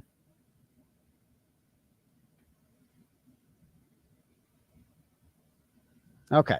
So after this whole thing goes down, I have attorney Marc Randazza write me an email. I didn't even have to tell him about it. I texted him this morning. I'm like, you see what happened? And he's like, already writing a letter. I'm like, yes, awesome. Dude, this letter was wild. I'm not going to read the whole thing out loud. If you haven't read this, dude, actually, I got a better view of it over here. Let me pull up this one. Got a better view. Check this out, man. We got no Laura or Deb. Wow, that's a first. But okay, so some of these Mr. Kearney attended a public meeting. He had every right to be there and every right to record the meeting. However, it appears you insisted that he had no right to record the meeting without your permission.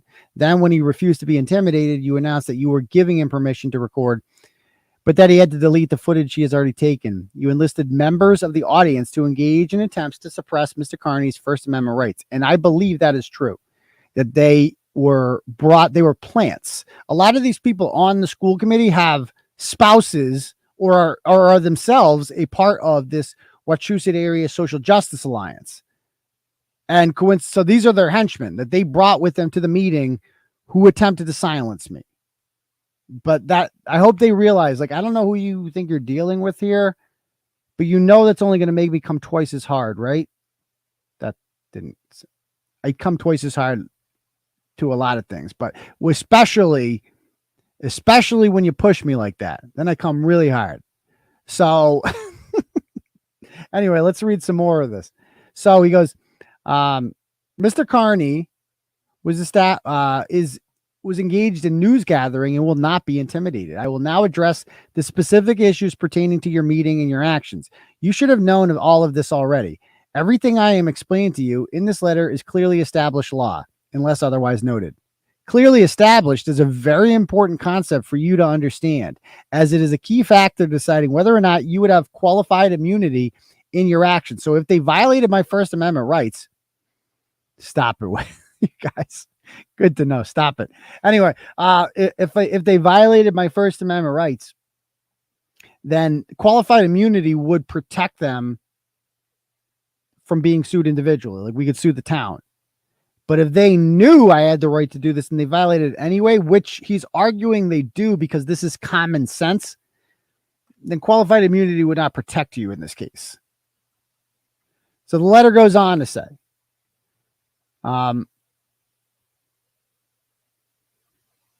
let's see. We understand that you belatedly gave Mr. Kearney permission to record the meeting. However, Mr. Kearney does not require your permission to record a public meeting. Therefore, he rejects your permission.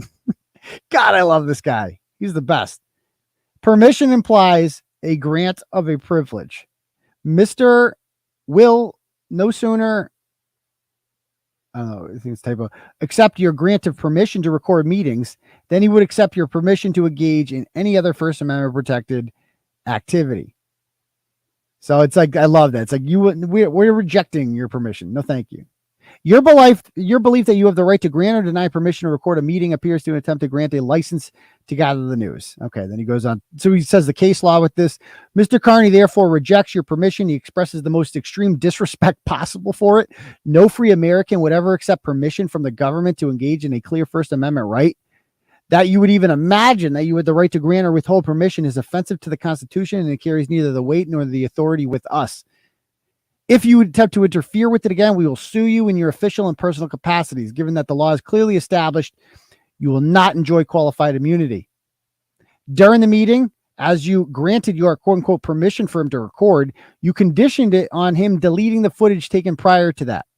Thereafter, Chairwoman 𝗵𝗶 insisted that he had to delete his footage. He did not. He will not. Mr. Kearney not only rejects your demand, but mocks it. Mr. Kearney will not only refuse to comply, but he has published the footage online, and he will not stop doing so. In fact, he intends to now publish it more widely than he otherwise might have, simply as an exercise of defiance against your unjust attempts to exercise your non-existent authority. Can you post this? I did post this. This is in the blog. This is embedded in the blog, the whole thing. This is great.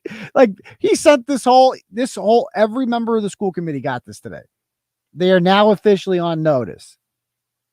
Oh, I'm going to be at every meeting now, dude. I'm going to be at every meeting. And then they talked about how a number of people harassed Mr. Kearney in an attempt to force him to forego his First Amendment rights during the meeting. And then they explained the background on each of these people. Oh, I love this one about Jennifer Lish, who apparently was tasked with not just harassing Mr. Kearney, but blocking his camera from viewing the committee. Apparently, she was selected for this task because she is elderly and appears to be mentally ill. Obviously, shoving her out of the way would have been morally justified, but the optics of that would clearly have been bad. Selecting her for this task shows all the class of a terrorist holding a child in front of them as a human shield. Oh, my God. Oh, my God. Tom Curran, a member of the Board of Selectmen, seems to be the one asked to deliver the message that nobody in the room could be videotaped without their consent. Curran certainly knows better than that. But what was most surprising is the physical, threatening manner in which he approached the situation. He seemed like a dog that had been trained with an electric fence and shock collar, because right before he got intimidating enough that would have been within Mr. Kearney's right to clock him, he backed off. Oh, this is too good. This is too good. Okay, it goes on. Oh, my God. What a letter. Oh, I wish I could see their face when they're reading this letter. In this case, it appears these four harassers were working in concert with the committee. Even if they were not initially, the committee chose to credit their positions and to stop the meeting, not to end the harassment, but to tacitly endorse it. When the government does not like the media's coverage, that is not an unfortunate wrinkle in the First Amendment, rather its purpose of the Free Press Clause. My client demands, on behalf of himself and all members of the press, that you cease any further actions that may impede the press in doing its job. We demand that you acknowledge that meetings may be recorded by anyone in attendance. We further demand that you cease your coordination with, or at least your tolerance of, harassment of the press during your meetings. If you refuse, we will hold you responsible for any further harassment. God bless it. God bless Marc Randazza. That's just the greatest letter ever, man. Just the greatest letter. So, again, feel free. We put the legal defense fund in he's defending me. This was just a letter. We're probably not going to do much more with this unless we have further escalations. But obviously, we have to fight the Julia Mejia lawsuit. So check that out. Okay. Check out the Legal Defense Fund, which is linked on the blog, and it's all over the place. Okay. So let's get back to this. Jackie Childs. He's a little bit better than Jackie, I think. A little bit better. All right. So that was awesome. But meanwhile, the boomers have lost their goddamn mind. This is what they've had some time to sleep on this and realize the error of their ways, but instead they're so stupid that they've doubled down. So this is what 𝗄𝗏 posted today in a private group, which has like 400 members. 𝗄𝗏, I got bad news for you. You have multiple moles in that group. Like your whole, probably, how do you got that? It's like a social justice alliance group. Got a bunch of people in there that joined just to gawk, and they send me shit. Multiple. You can't get rid of them because more people in town like me than like you. So that's going to be a problem. Good luck finding them. You're not going to find them. So they send it to me, and this is what she writes. She goes, she posts the goddamn wiretapping statute. This is where future reference, maps, flights, finance, recordinglaw.com. Massachusetts recording law stipulates it's a two-party consent state. So it's like these fucking people, man. It's a two-party consent state. You've consented because you're there. You know it's being recorded. It's a public meeting, stupid. Again, the Storm always comes at me with this nonsense. Crusty Panties and crew. They think they know wiretapping. You don't know wiretapping. Chrissy Yakomowski knows wiretapping, but none of you people do because she learned it the hard way. So you don't know wiretapping. That's not how wiretapping works. Can you video record someone without their consent? Massachusetts prohibits the recording, interception, use, or disclosure of any conversation, whether in person or over the telephone, without the permission of all parties. The state also prohibits the recording and disclosure of images intercepted in violation of it. Recording, interception, use, or disclosure of any conversation, whether in person or over the telephone. So this is not, first of all, they missed a big part of the statute there. It says it has to be done it can't be done in secrecy.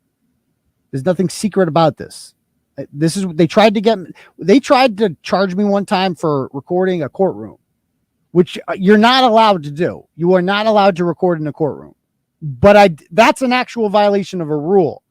But it's not wiretapping because it's already being recorded, therefore it's impossible. It's a public meeting. Again, yeah, that's a good point. Like, did you say that to the cops? Like, cops come out to you, they're wearing body cams, they're recording you. You can't record me. Yeah, I can record. I can do whatever I want. So stupid. So they're stupid, obviously. And then they take it up a notch. She goes, he literally violated the law and nothing was done about it. So they're mad at the police for not arresting me or something. Anne-Marie Gova says, and I counted at least 2 cops. Of course, this woman's name is Karen. Says you should send this to the school committee and the Holden Police Department. He should still be made to erase it. Again, what boomers? Like, what do you think that's going to accomplish at this point? I'm not going to erase it. That's not how the law works. But even if it did, how is that going to undo? It's been seen 200,000 times on Twitter. The internet's forever, boomers. Wake up. Now, this Anne-Marie Gova person, I look her up. She's already blocked me on clearance. A bunch of these people already have. And that's her husband right there. He's on the school committee. I recognize him. He's on the school committee. He voted in favor of the policy last night. So that proves there's a connection between this group, the social justice group, and the school committee. They are, in fact, working together. Okay. This idiot, his name is Karl Ottmar. He's from Paxton. He's one of the 2 members from that town. He once came into a meeting without a mask on and put a mask on when he sat down. And I took pictures of him doing that. And I called him out on it. And this is his wife, Erin Ottmar, who is just insufferable on the town. Like one of these townies that just insufferable. Doesn't shut up. Always with the social justice and blah, blah, blah. And meanwhile, you live in Paxton. You move to a town with no black people. Stop it. You don't care about diversity. Okay, shut up. Anyway, she was. This is her comment. And they wonder why kids are afraid to attend or speak up. No, like, let's be honest here. Like there was a single kid. The only people intimidating anyone last night were your people. And let's be honest, 99% of kids don't give a shit. That's why they would never come. If I was in high school, I wouldn't give a shit because I'd be too busy thinking about like normal teenage stuff. What am like, do I have homework tonight? Like, do I have a test tomorrow? Does this girl like me?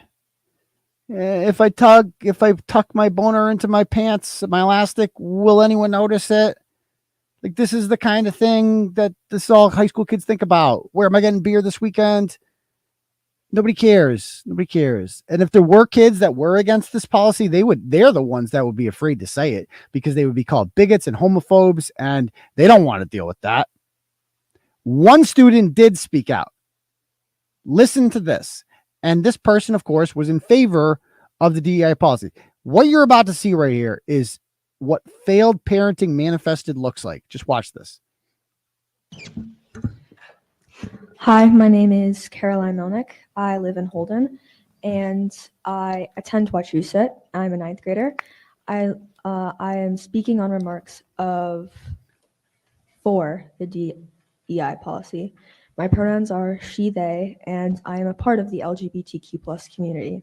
Immediately, this child, this 9th grader, starts with my pronouns are. I mean, what dystopian world are we living in where this is the norm? My pronouns are she, they. That makes no sense. So you want to be she sometimes and they other times. What? So you don't want to have her. You want to have they. They're just making it up. It's all made up. This is just like, what do I feel like? It's like naming your kid. Like just coming up. This is just, I want to be this and I want to be this. They're just making shit up. It's just cool. That's all it is. It's cool to have pronouns. Like, oh, what are your pronouns? Oh yeah, what are my pronouns? That's how, yeah, what up? Yeah, what up? Like, this is how kids introduce themselves now. Like, yo, what up, dog? What up, dog? Yo, what's your pronoun, son? Oh, yo.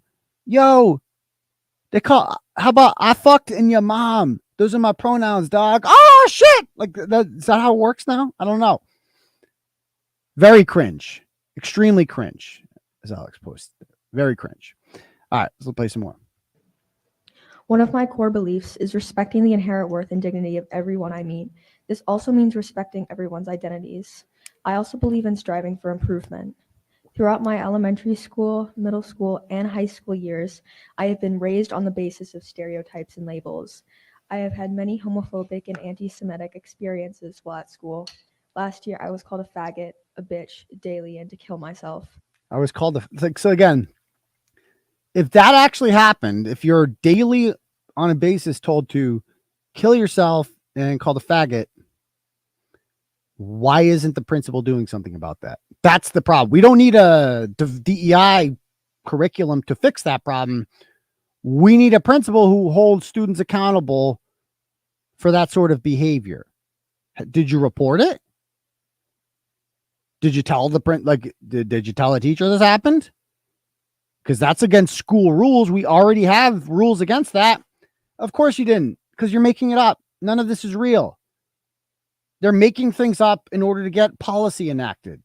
And we are supposed to take these people at their word because God forbid we accuse a teenager of lying. They would never lie about anything for a reason. And by the way, I love the guys watching this. These two dudes right here, the townies, they're just like, wait, when they see the pronouns thing, they're just like, what the fuck is that? She, they? That's the she, they face right there. They're like, what the fuck is a she, they? What is a she, they? Look at that guy. His facial reaction is not perfect. Oh my, look at that. Is so do you think that guy knows what fucking this woman's talking about? This guy doesn't go online. I guarantee he's not even on Facebook. He's just like, what? You're a she, they? What on earth are you talking about? Like, if you're not online, you would have no idea what the fuck any of this is. No idea. She, they. Okay. faggot, a bitch daily and to kill myself. Kids have said how they don't like Jews, and when I've told them I'm Jewish, I have had people call me it because I am non-binary. Of course she's I have seen non-binary. Somebody stomp on a pride flag, one of the Again, there's no such thing as non-binary. It's a made-up word. But she also says, and again, like, what do you want to be called if you're non-binary? It's like, what do I say? Just it. I mean, you're making yourself weird on purpose. You're not actually any of these things. You're being weird on purpose. Like, if you came to school dressed as freaking Batgirl every day, which some kids in my high school did, you want to be the weird kid. You want kids to make fun of you so that you can be like, why are you making fun of me? Because you're wearing a cape. Why are you wearing a cape for? That's weird. That's not normal. I don't get the cape. the first days I attended. And she, what if the pride flag? Opinions are still spread around at the school. Hold on. Flag. One of the first days I attended, will call me it because I am non-binary.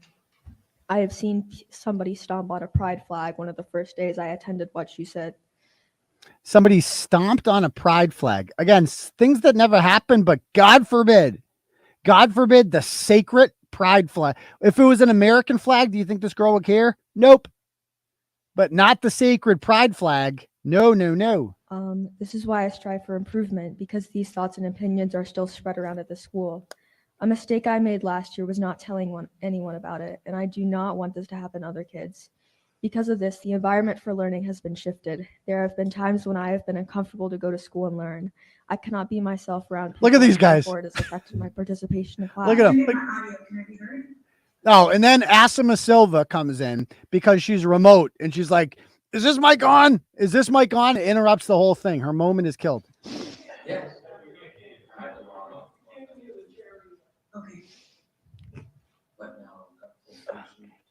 Oh my God. When I first came to high school, I was horrified of being bullied just because of who I am, and nobody should be afraid of that.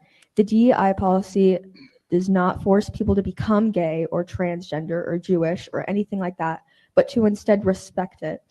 By not doing anything at all, it is ignoring the problem completely. And yeah, we had Jewish kids when I was in high school, and everything's fine. Like, just relax, okay? Again, if there's problems at the school, why aren't you reporting it to your principal? Because you're making it up. Like, let's just keep it a buck here. Okay, so there's her. And if you're wondering how she got like this is Mom, who apparently moved here from Texas. And this guy's like, I'm going to do my best. I'm not going to swear. I feel like I haven't sworn this whole episode. I'm not going to swear. I'm not going to lose it on this woman. But this is a child abuser. That's what this woman is. Okay. Just watch her. Them being pointed out to us increased in ways. My husband is Jewish and I'm Christian. Our children, like many others, have been exploring their identity on the LGBTQIA spectrum. Our children have been exploring their gender on the LGBTQ spectrum. They've been exploring it. Like when you go for a hike in the woods, you have gone down that path before? Nope, I'm going to go exploring over here. We're exploring my gender. What does that mean on the spectrum? This is not autism. It's sex. You're either a dude or a chick. You don't just like, oh, well, I'm a little bit of this.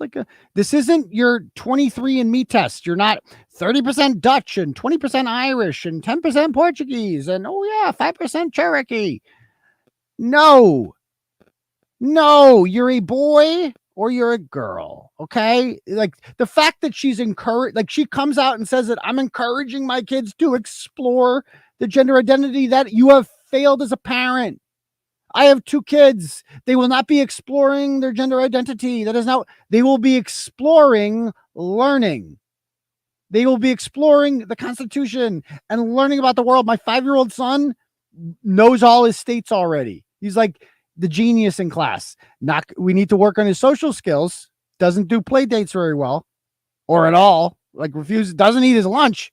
Kind of weird. But genius. Wants to know everything about the world. And I'm proud of him for that. We will not be doing any. You're confusing them. He knows he's a boy. He would never question otherwise, unless his parents programmed him to, which is what this woman did. Like, this is like part of growing up. How do you feel today? What do you want to be? Jeez Louise. Okay, go on. This has been something that we've remained in contact about as a family and have sought out professional counseling help as needed for our Oh yeah, so counseling from Jennifer Lish. Shocking. kids. As you heard some of my older child's experiences, this is why I feel that the diversity, equity, and inclusion policy is needed because of some of the experiences we've had as a family. My younger child, who's currently at Mount View, has faced ridicule while exploring the use of alternative pronouns and expressing themselves by wearing nail polish. Okay. Oh, Jesus Christ. Oh my God. Oh, I said, I'm not going to do it. I'm not going to do it. I'm not going to do it. I'm not going to do it. My son has been exploring the pronouns now. Is that what she said? Currently at Mount View. That's the middle school. Has faced ridicule while exploring the use of alternative pronouns. Exploring, and there you have it, folks. Exploring the use of pronouns. You know what that means? We're making it up. How do you like this one? You like she, they? It's like they're buying a car or something. Well, I test drive the Civic, and it's got good mileage, and I like this, but I like the feel of I like the Camry. Can't go wrong with the Camry. It's dependable. I'm exploring my options. Like, you're exploring, like they're just trying out options. How do you feel about she, they? You like she, they? Really more of a they, them. Really more of a they, them, actually. I was he, she for a bit. Then I went, I swear to God, it's only a matter of time till one of these kids comes up with 2 racial slurs. Like, that's going to be the real test of the pronouns. When some kid gets up there, it's like, yo, my pronouns are trigger and wick. Definitely not calling you that, son. But you must respect my pronouns. I swear to God, it's going to happen. Watch. But again, exploring the pronouns. And expressing themselves by wearing nail polish. Expressing themselves by wearing nail polish. That is not what he's doing. You're doing that. Like, so this woman not only has one non-binary 9th grader, she's got whatever still figuring it out, middle schooler in the process. There, we're figuring that one out. Get back to us in 6 months. We'll have a gender by then. It'll probably add another one to the woke periodic table. We'll figure it out then. This is, like, I've said it before and I'll say it again. You will never see a transgender kid with a normal parent. Every single time they have activist parents. Every time. And this is child abuse. They talk about this is a mental health crisis with kids. Yeah, because your parents are fucked up. Because you come home from fucked up homes with parents like this who tell you to explore your gender spectrum. That's why you're confused. Your parents did this to you. They mentally abused you under the cloak of wokeness. And that's why you're confused. It's really simple. You just tell your kids, no, you're a boy, you're a girl. That's it. They just accept it. And then they move on with their life. That's what happens. It just happens since the beginning of time. Everyone is fine. Everyone is fine. This is a brand new thing. And we have to embrace it for some reason. She goes on. Other children who used to be their friend and whose families used to invite them into their homes have made comments such as, why are you wearing nail polish? Boys don't do that. That is, and she's like faulting it. That's a normal reaction. If I was in 7th grade and one of my friends just came over, was wearing nail polish, I would be like, why are you wearing nail polish? You're not a girl. That's a perfectly normal reaction for any kid. We should not be chastising kids for having normal reactions to that. If a boy wore a dress to school, you'd be like, why are you wearing that? That doesn't mean be like, you're a fag. Like, don't do any of that. But that's a perfectly normal reaction. Be like, why are you doing that? Well, because your mom's an activist. That's why. And she's like, we used to play together and stuff like that. Yeah, things were fine until you came along. Your kid had normal relationships with friends, other boys, and then you fucked him up. That's why you did this to him. Things were great in your son's life until you encouraged this. You did this, lady. This is your fault. You're using they, them pronouns. There are 2 genders. You need to stop it. this is an example of hate that she's saying, that my kids are being told there are two genders. Oh no, my kids are being told a biological fact by their peers. Oh no, whatever will we do? Goodness gracious. Boy. My mom told me that you should be a monk because you're gay. And my mom told me that you're disrespecting your mom by using different pronouns because you're a boy. What? So she's mad at some other kid's mom. My mom told your mom that she should be a monk because you're gay. Is that like is the monastery a haven for homosexuals that I didn't know about? I didn't even know that was a thing. So again, the issue isn't gay here. They're eliminating gay. If your kid is gay, and they probably know by this age, right? They're not attracted to girls, and that's fine. The kids have been gay for a long time. And it's good that they're able to be like, they don't have to hide it now. Like, it is what it is. But we're eliminating homosexuality with transgenderism, because now, instead of being the nice little gay kid, you're a girl, or you're non-androgynous or some shit, whatever they came up with this week. We've eliminated homosexuality with transgenderism. I hope people realize that. There will be the days of the butch lesbian are over now. The butch lesbian is a relic of the past. That's so 90s. Now they're just somewhere on the spectrum. This has left my child to ask if I'm ashamed of them. And no, but your child should be ashamed of you. Today, my child received a note in their locker. Watch this. That says, "You're a fucking faggot." No, they didn't. That is a lie. I guarantee that did not happen. I guarantee they didn't happen. I mean, what a coincidence that on the exact day of the school committee meeting where we'll be discussing a DEI policy, your non-androgynous son or daughter or whatever, your she, they, got a note in the locker calling them a fucking faggot. What are the odds of that? Oh my God, that's so crazy. The timing of this is so crazy. Oh my goodness gracious. Did you report it? Why do you have that still? Why is that not in the hands of the principal? You get that in your locker? Easy solution. Easy solution. You bring it to the principal. There are cameras in the hallway. You look at the goddamn camera. Who put that in your locker? We find out in 5 seconds who put that in your locker. How'd they even get in your locker? We see. We'll look it up. We'll see who put it in there. Boom, they're suspended. It's a violation of school rules. I mean, we don't need a DEI policy to get to the bottom of this. But they're making shit up. And what sucks is they're making it up to enact policy because their policy isn't, because they know there's no reason for the policy to exist to begin with. So they have to make things up in order to get us to enact the policy. It's based on a faulty premise about something that is not actually happening in the first place. That is why we don't need DEI. And they'll say, well, what are you against diversity? No, I'm not. I'm against lying. And if that doesn't affect a child. And again, this whole thing is for theatrics because she says fucking faggot right at the meeting. And everyone's like, and we're supposed to feel bad for you now. Now we have to vote your way because you're using emotional blackmail in order to try to get people to vote for you. Ability to go to school and learn in a positive way. I don't know what else does.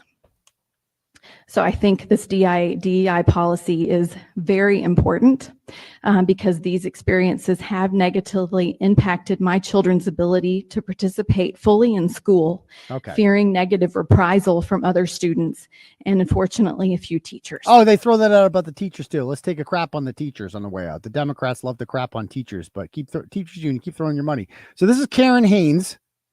Look at her. I mean, I could tell who she voted for just by looking at her. She goes, they should have made him delete it. Okay, boomer. Okay, you want to be removed from the meeting for what? For existing? Okay. Now, Sudi kicks it up a notch. She goes, you know those police officers would know the recording policy if someone was recording them. Have you met Josh Abrams? Pretty sure he's audited the whole of the police department. He definitely did Paxton. I think he did Rutland too. He'll go in there and yeah, they literally go in with cameras and they record him. Police get recorded all the time now. They just learn to deal with it because they got cameras too. And this idea that, oh my God, the police, they're accusing the police of collaborating with me for not arresting me for something that's not a crime. Then Sudi kicks it up a notch. This is crazy that we live with these people and she would say something like this about me. Like, I'm a human being. I have children in the district. Like I live here. I'm not a bad guy if you got to know me. And she says, the reality is No one wants to take him on because he is a terrorist. She literally calls me a terrorist. The woman from the Islamic Republic of Iran considers me to be a terrorist. That's rich. That's rich. He plays to the most base level of people's ignorance. So basically, if you're following me, you're stupid. That's what she's saying. If you agree with the common sense things that I'm saying, you're ignorant and stupid. You're not smart like her, who knows nothing about the law. She's the smart one. You're dumb. Just understand that. That's what they think of you. He has destroyed so many lives. Whose life? Who is life? I've destroyed Monica Cannon Grant's life for sure, but that's because she's a criminal. I destroyed the lives of criminals for certain. I destroyed Leah Janduzzo's life. Absolutely. Rightfully so. I've destroyed the lives of a lot of really bad people. That's what you failed to point out. People who hurt other people. It's really bullying and intimidation. It's gross. Did they not see the irony of here? You formed a great wall of grandma in front of me to silence me and take away my First Amendment rights. And you are calling, and we got the flannel mafia staring me down there, and you're accusing me of bullying and intimidation. Are you that blind? Are you that blind to not see what's happening on here? This is interesting. She goes, I really hope the karmic train hurries up and takes care of him. So she wants me dead. That sounds like a threat to me. And that's why I refuse to be civil with. I'm not going to be civil with this woman. She's wishing death upon me. You want my kids to go without a father? Nope. Not going to be civil with you. If I see you in public, Karen, I'm going to audit you. Just understand that. If you see me, you better run away. That's not a threat. Unlike you, I don't want you to get hit by a karma train, but I'm going to audit you. Just understand that. And you will be asked questions about this because I will exercise my First Amendment rights in order to do that. We're going to find that out. Now, Sudi, this is her freaking meeting. Look at it. She wouldn't leave. Watch this. Sorry about your name. Please, for the committee. The struggle is real. I'm Sudi Thomasabi-Poor. I live at 78 Wild Willow Drive in Holden, Massachusetts. Audit. And I am someone who has benefited from equitable programs. I spoke English as a second language. Like I know there are people here in this room that did. I know that there were pieces of the puzzle that were put in place for me growing up that made all the difference. And any one of you who has driven here today, or maybe has a family member who maybe took advantage of a parking space that is closer to the building. Oh my God. She's saying we need a DE policy because you goddamn handicapped people, you have it so easy with your handicap spots. Now we need a DEI policy because not everyone else gets one too. We're all handicapped. We're all handicapped here. You goddamn cribbles. You have it all made with your handicap spots. Because of a disability, any one of you, so that they could have access and live a life. Okay. This is just in the meaningless community. nonsense. Every single one of you benefited because someone saw in the future the need to put these pieces in place. These DEI conversations in place, professionals who can so watch navigate this. these conversations in place. And I would say the reason why we're 17th in Worcester and we are deficient in so many So again, this woman owns a consulting company that teaches DEI training in of schools. the categories because we don't She seeks to benefit from this policy. It will directly benefit her. have these DEI conversations in place, professionals who can navigate these conversations. That's to her. We need this in place because we need professionals who can navigate these conversations. That's her. So we need professionals. Like you need to pay me money because that's what a professional is. Somebody who gets paid to do a job. You need to pay me money to do this because the schools aren't working right now. And if you give me money, they will be working. That's what she's saying right here. This is a scam. Resources to educate our teachers and give them the pieces they need so that they can talk to children who have very different backgrounds than themselves, so that they can feel like when they are serving a student, that student isn't just a widget or a number, but that student has something to offer just as much as the student who has all the resources in the world. And I'm one of those people who's in the apparently billion-dollar industry of DEI. There, she admits it. This is funny because Elise Meter said, or one of the other speakers called it like the billion-dollar industry of DEI. And all of these people like laughing about like, that's so stupid. These dumb conservatives and their words. It's like, it is a billion-dollar industry. Let's be very clear. Monica Cannon Grant made quite a lot of money. Ask Ben Crump. He's got a pretty nice house. A lot of people, the DEI industry has been very nice to some people, including you. You don't have to get a real job because you can't be an attorney because you're incompetent and you don't understand how the law works. So you make a lot of money off of DEI. Of course you do. You live comfortably. It's what I do for a living. Now watch this. Now she has been told to shut up, but rules do not apply to people like this. So she just keeps talking. So a public defender for 20 years. Judy, I'm a lawyer by excuse me. trade. Your time has expired. And I will tell you one last thing. Sudi, I would like to leave time for everyone to speak, right. and your I'm time gonna has say one expired. last Please. thing. Nope. The reason why this Point is of order. financially important. I need to ask you to step back from the podium, please. The reason why this She is just financially does- important She just keeps is talking. lawsuits are really expensive. Please. Lawsuits are expensive. We have asked you to step back from the podium. All right. Last thing I'm going to share here. I was just so disgusted by this guy.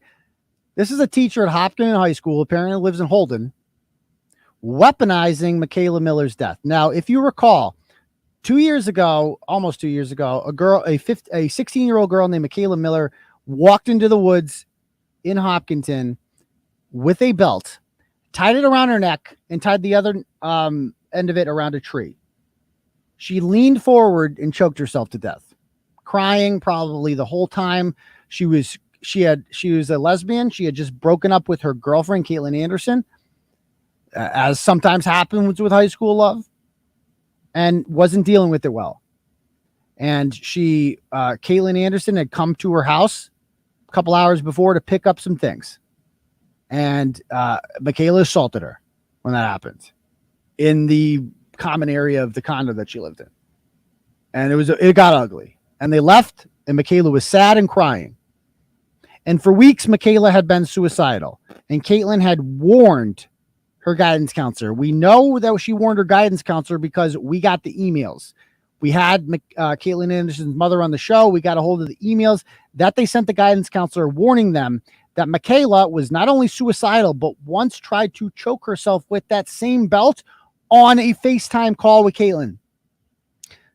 The school did nothing. The teachers and faculty and guidance counselors at Hopkins High School failed Michaela Miller. They were aware that she was suicidal and they did nothing to help her. They have blood on their hands. And she killed herself. And what did they say it was? They said it was a lynching. Monica Cannon Grant and a bunch of the DEI people came to town and they said Michaela Miller was lynched by 5 white teenagers. A completely made up lie. She named the children. She made them targets. There was a huge protest and rally in Hopkinton, and this faculty at Hopkins High School remained silent and complicit while this went on, well aware that Michaela Miller was suicidal and that she killed herself. And now this douchebag who did nothing, who knew about Michaela Miller's problems and did nothing, is now attempting to weaponize her death that he helped cause in order to get DEI training in the Holden schools. Watch. Oh, please. Hello, Mike Wellender, 40 John Alden Road in Holden. I've been teaching in another district's high school for over 20 years, and this April will be 2 years since one of my students committed suicide.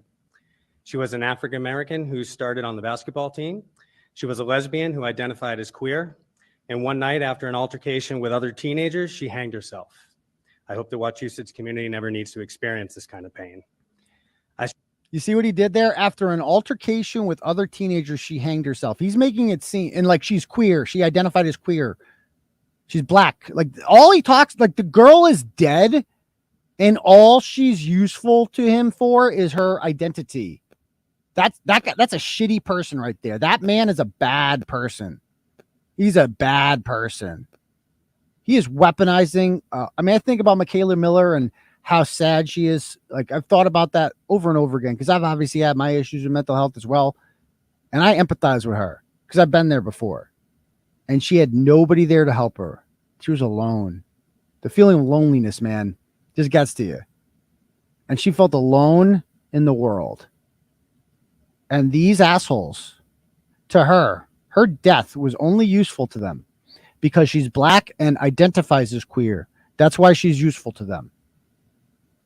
And he made it seem there like she got into an altercation with 5 white kids. No, she came to pick those white kids. One of them's Hispanic. I spoke to his mom as well. They're from North Brookfield. They came to they were her ride because she was going back to North Brookfield where her parents are from. And she went to pick up her shit, and Michaela got into an altercation with her. And he's making it seem like, well, these 5 white teens were bullying her. She's being bullied because she's queer and black. And they caused her to kill herself. And we could have that here in Holden. I mean, fuck you, dude. Seriously. Fuck you, man. Mike Willender, you're a horrible person. You're a horrible person. What kind of person lies about the way a dead girl died in order to get a DEI policy passed? Shame on you. Shame on you. What a low-life maggot you are. What a horrible person. What a horrible, disgusting, vile individual you are. The fact that you are allowed around children frightens me. Shame on you. Shame on you. But you have no shame. Horrible. Horrible. You like how I didn't go on my rant there? I'm composed tonight. I'm composed. Okay. So that's it. The DEI policy passed. It is what it is. But I'm not going to stop fighting. I'm going to go to every meeting. I'm going to be at the next Board of Selectmen meeting asking them to censure Tom Curran. I'm going to be at the next school committee meeting, and I'm going to have my camera out. And I'm going to be there, man. So if you don't like being on camera, don't go. Because I'm going to be there.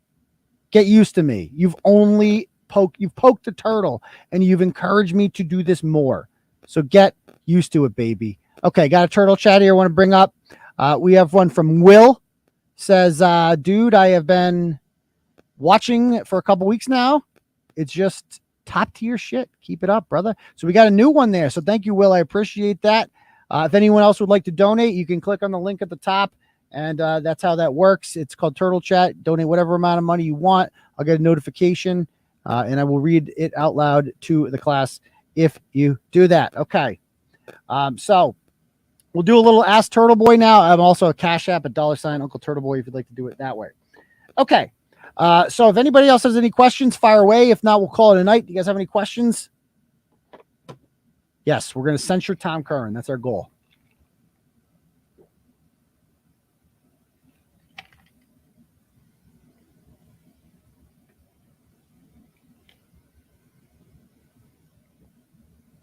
I mean, it's just, I'm not, it's like, make it sound like a bad thing, you know?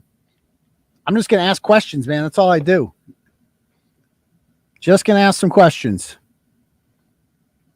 February court dates. We got 𝗵𝗄𝗃 Friday in Boston. The motion to dismiss. Again, I don't really want to talk about her anymore because she's irrelevant at this point. Dude, I'm on Timcast. Like, they're not even in my league anymore. I get flown out to West Virginia and shit and wined and dined. And I go on shows with how many people watch that show now? I was on Timcast last week. 370,000. Like, I'm out of your league. Why did they all think you didn't live in Holden? Because I think that they got their news from 𝗵𝗄𝗃 and crew and the Storm, who made it seem like I'm going through, like my kids hate me and my family hates me and I'm out on the street. Like, that's the way they want to make it seem. And they're stupid, so they believed that. They got their news from the Storm. Never, don't get your, like, they read websites like Masshole Report and they're like, well, that sounds like a legitimate source. Yeah. I mean, I'm just disgusted. I'm truly disgusted. And I want to write a letter to his principal about that. I'm disgusted by what that man did. Disgusted. Did Asima's home sell in Holden yet? I saw him. Really? I did not know that. Interesting. I'm going to have to look that one up because I went over there in September. I'll ask her. I showed up at her door. I'm not afraid to knock on your door. I'm not bashful. I'm not bashful.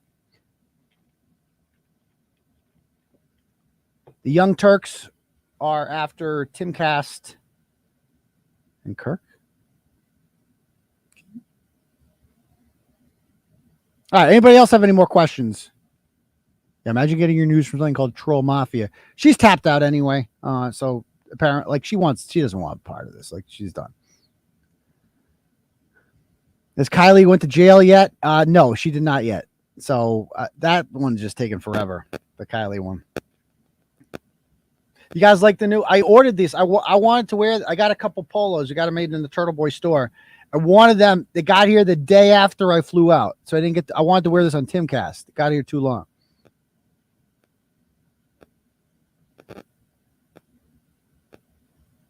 Yes, I might have to. Although I don't know if they let you like call out other members of the audience by name. They don't like that stuff. But I'll do it anyway at this point. Miss Sudi just gets to keep talking, right? Why can't I? Sudi. Again, I live in the same town as these people. Like, I'm down for being civil. If our kids are playing on the same soccer team or whatever, I'm going to see you at Holden Pizza or wherever you go. But if you're not going to be civil, I'm not going to be civil. It is what it is. Thank you. I appreciate that. We got to get you on Steven Crowder. I'm not even a Crowder. I mean, he doesn't have guests, does he? And I'm not a Crowder guy. He talks too much. People are like, you should have talked over Timcast. Maybe next time I will. Like, there was one point during Timcast where I was on a roll talking about. Did you guys see that part? And I didn't notice this. Let me pull it up. Where I look back and then I'm like, yeah, that was kind of whack. Check this out.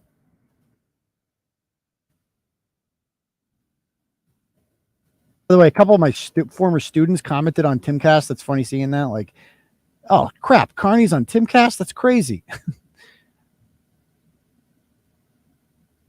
Like, so I got my video got 350,000 views. I compare it to last week. I beat the Wednesday show. They only got 330. And I'm closing in on the Monday show. Oh, no, the Monday show was Crowder. That's at 1.2 million. But Nuance Bro got 365. I'm finna pass him. Then Joe Kent has 380. So check this out. Monetized. This is a dangerous city. He's working on a lot of dangerous areas. Basically, send the really so versus board. This is like they were asking me about history here. We were getting into like history, and that's my thing. And like Ian was so cool, and Hannah, they were so into like they were fascinated by the teaching aspect of it. They didn't even care about Turtleboy, and I'm down to talk about whatever. So they want to talk about history and teaching. Let's do it. And so I'm talking about how I taught and I engage kids in class with this stuff, and then watch what happens here. Board of Ed in 54 said you have to desegregate schools, and no southern states were until Little Rock decided we're going to do this. And so 9 black kids signed up to go to school. A mob met them outside. The Arkansas National Guard did nothing to stop the mob. And so Eisenhower had to come in and basically send the 101st Airborne, literally the D-Day guys in to walk the children had to walk around school getting protected by these people. We got riots in New York. Oh, do we? Yeah. So far, the videos I'm seeing are relatively light. They're and there you have. It's like, so what am I getting? It's like, again, it's his show. So his house, his rules. I'm definitely not stepping on any feet there, you know? But we were having like a nice conversation. It's like riots in New York. Okay. So I guess we're not talking about that anymore. That's fine. It's not my show. If I had you control your own show. So I was just happy to be there, happy to get exposed, happy to meet them. It was a really cool experience. I'd do it again in a heartbeat. But like, if you watch the Crowder show, like Crowder is not afraid to talk over him because Crowder's a huge name. I'm not in that tier yet. We're not there yet, you know? Exactly. His mansion, his rules. Exactly. I did forget to mention, I mean, I plugged as much as they really didn't let me get, I'd do it again differently if I could, but whatever. I've gotten so many new followers out of that. I don't care. It's cool. All right. So it's getting a little late. I'm just going to call it a night now. But we will, again, if you're in Turtle Club, if you're not in Turtle Club, join below. $15 a month. You get ad free on the website, access to the weekend, the Thursday night stream that nobody else gets, and you get a free t-shirt of your choice.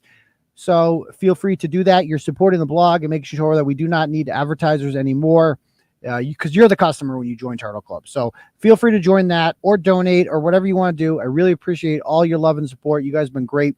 This really is, we're 1 month into the year of the Turtle, man, and look what all we've accomplished, man. Look at the stories we've done. Look at the places I've gone. I've met Billboard Chris. I've met Tim Pool. I've been on freaking huge YouTube shows where I'm getting accosted by the Great Wall of Grandma. Like, shit's going wild, man. So it's going to be a great year for the Turtle. Sky's the limit. Love you all. You guys can say that you were here from the beginning. And peace out, Turtle Riders. See you Saturday if you're not in Turtle Club. Bye-bye.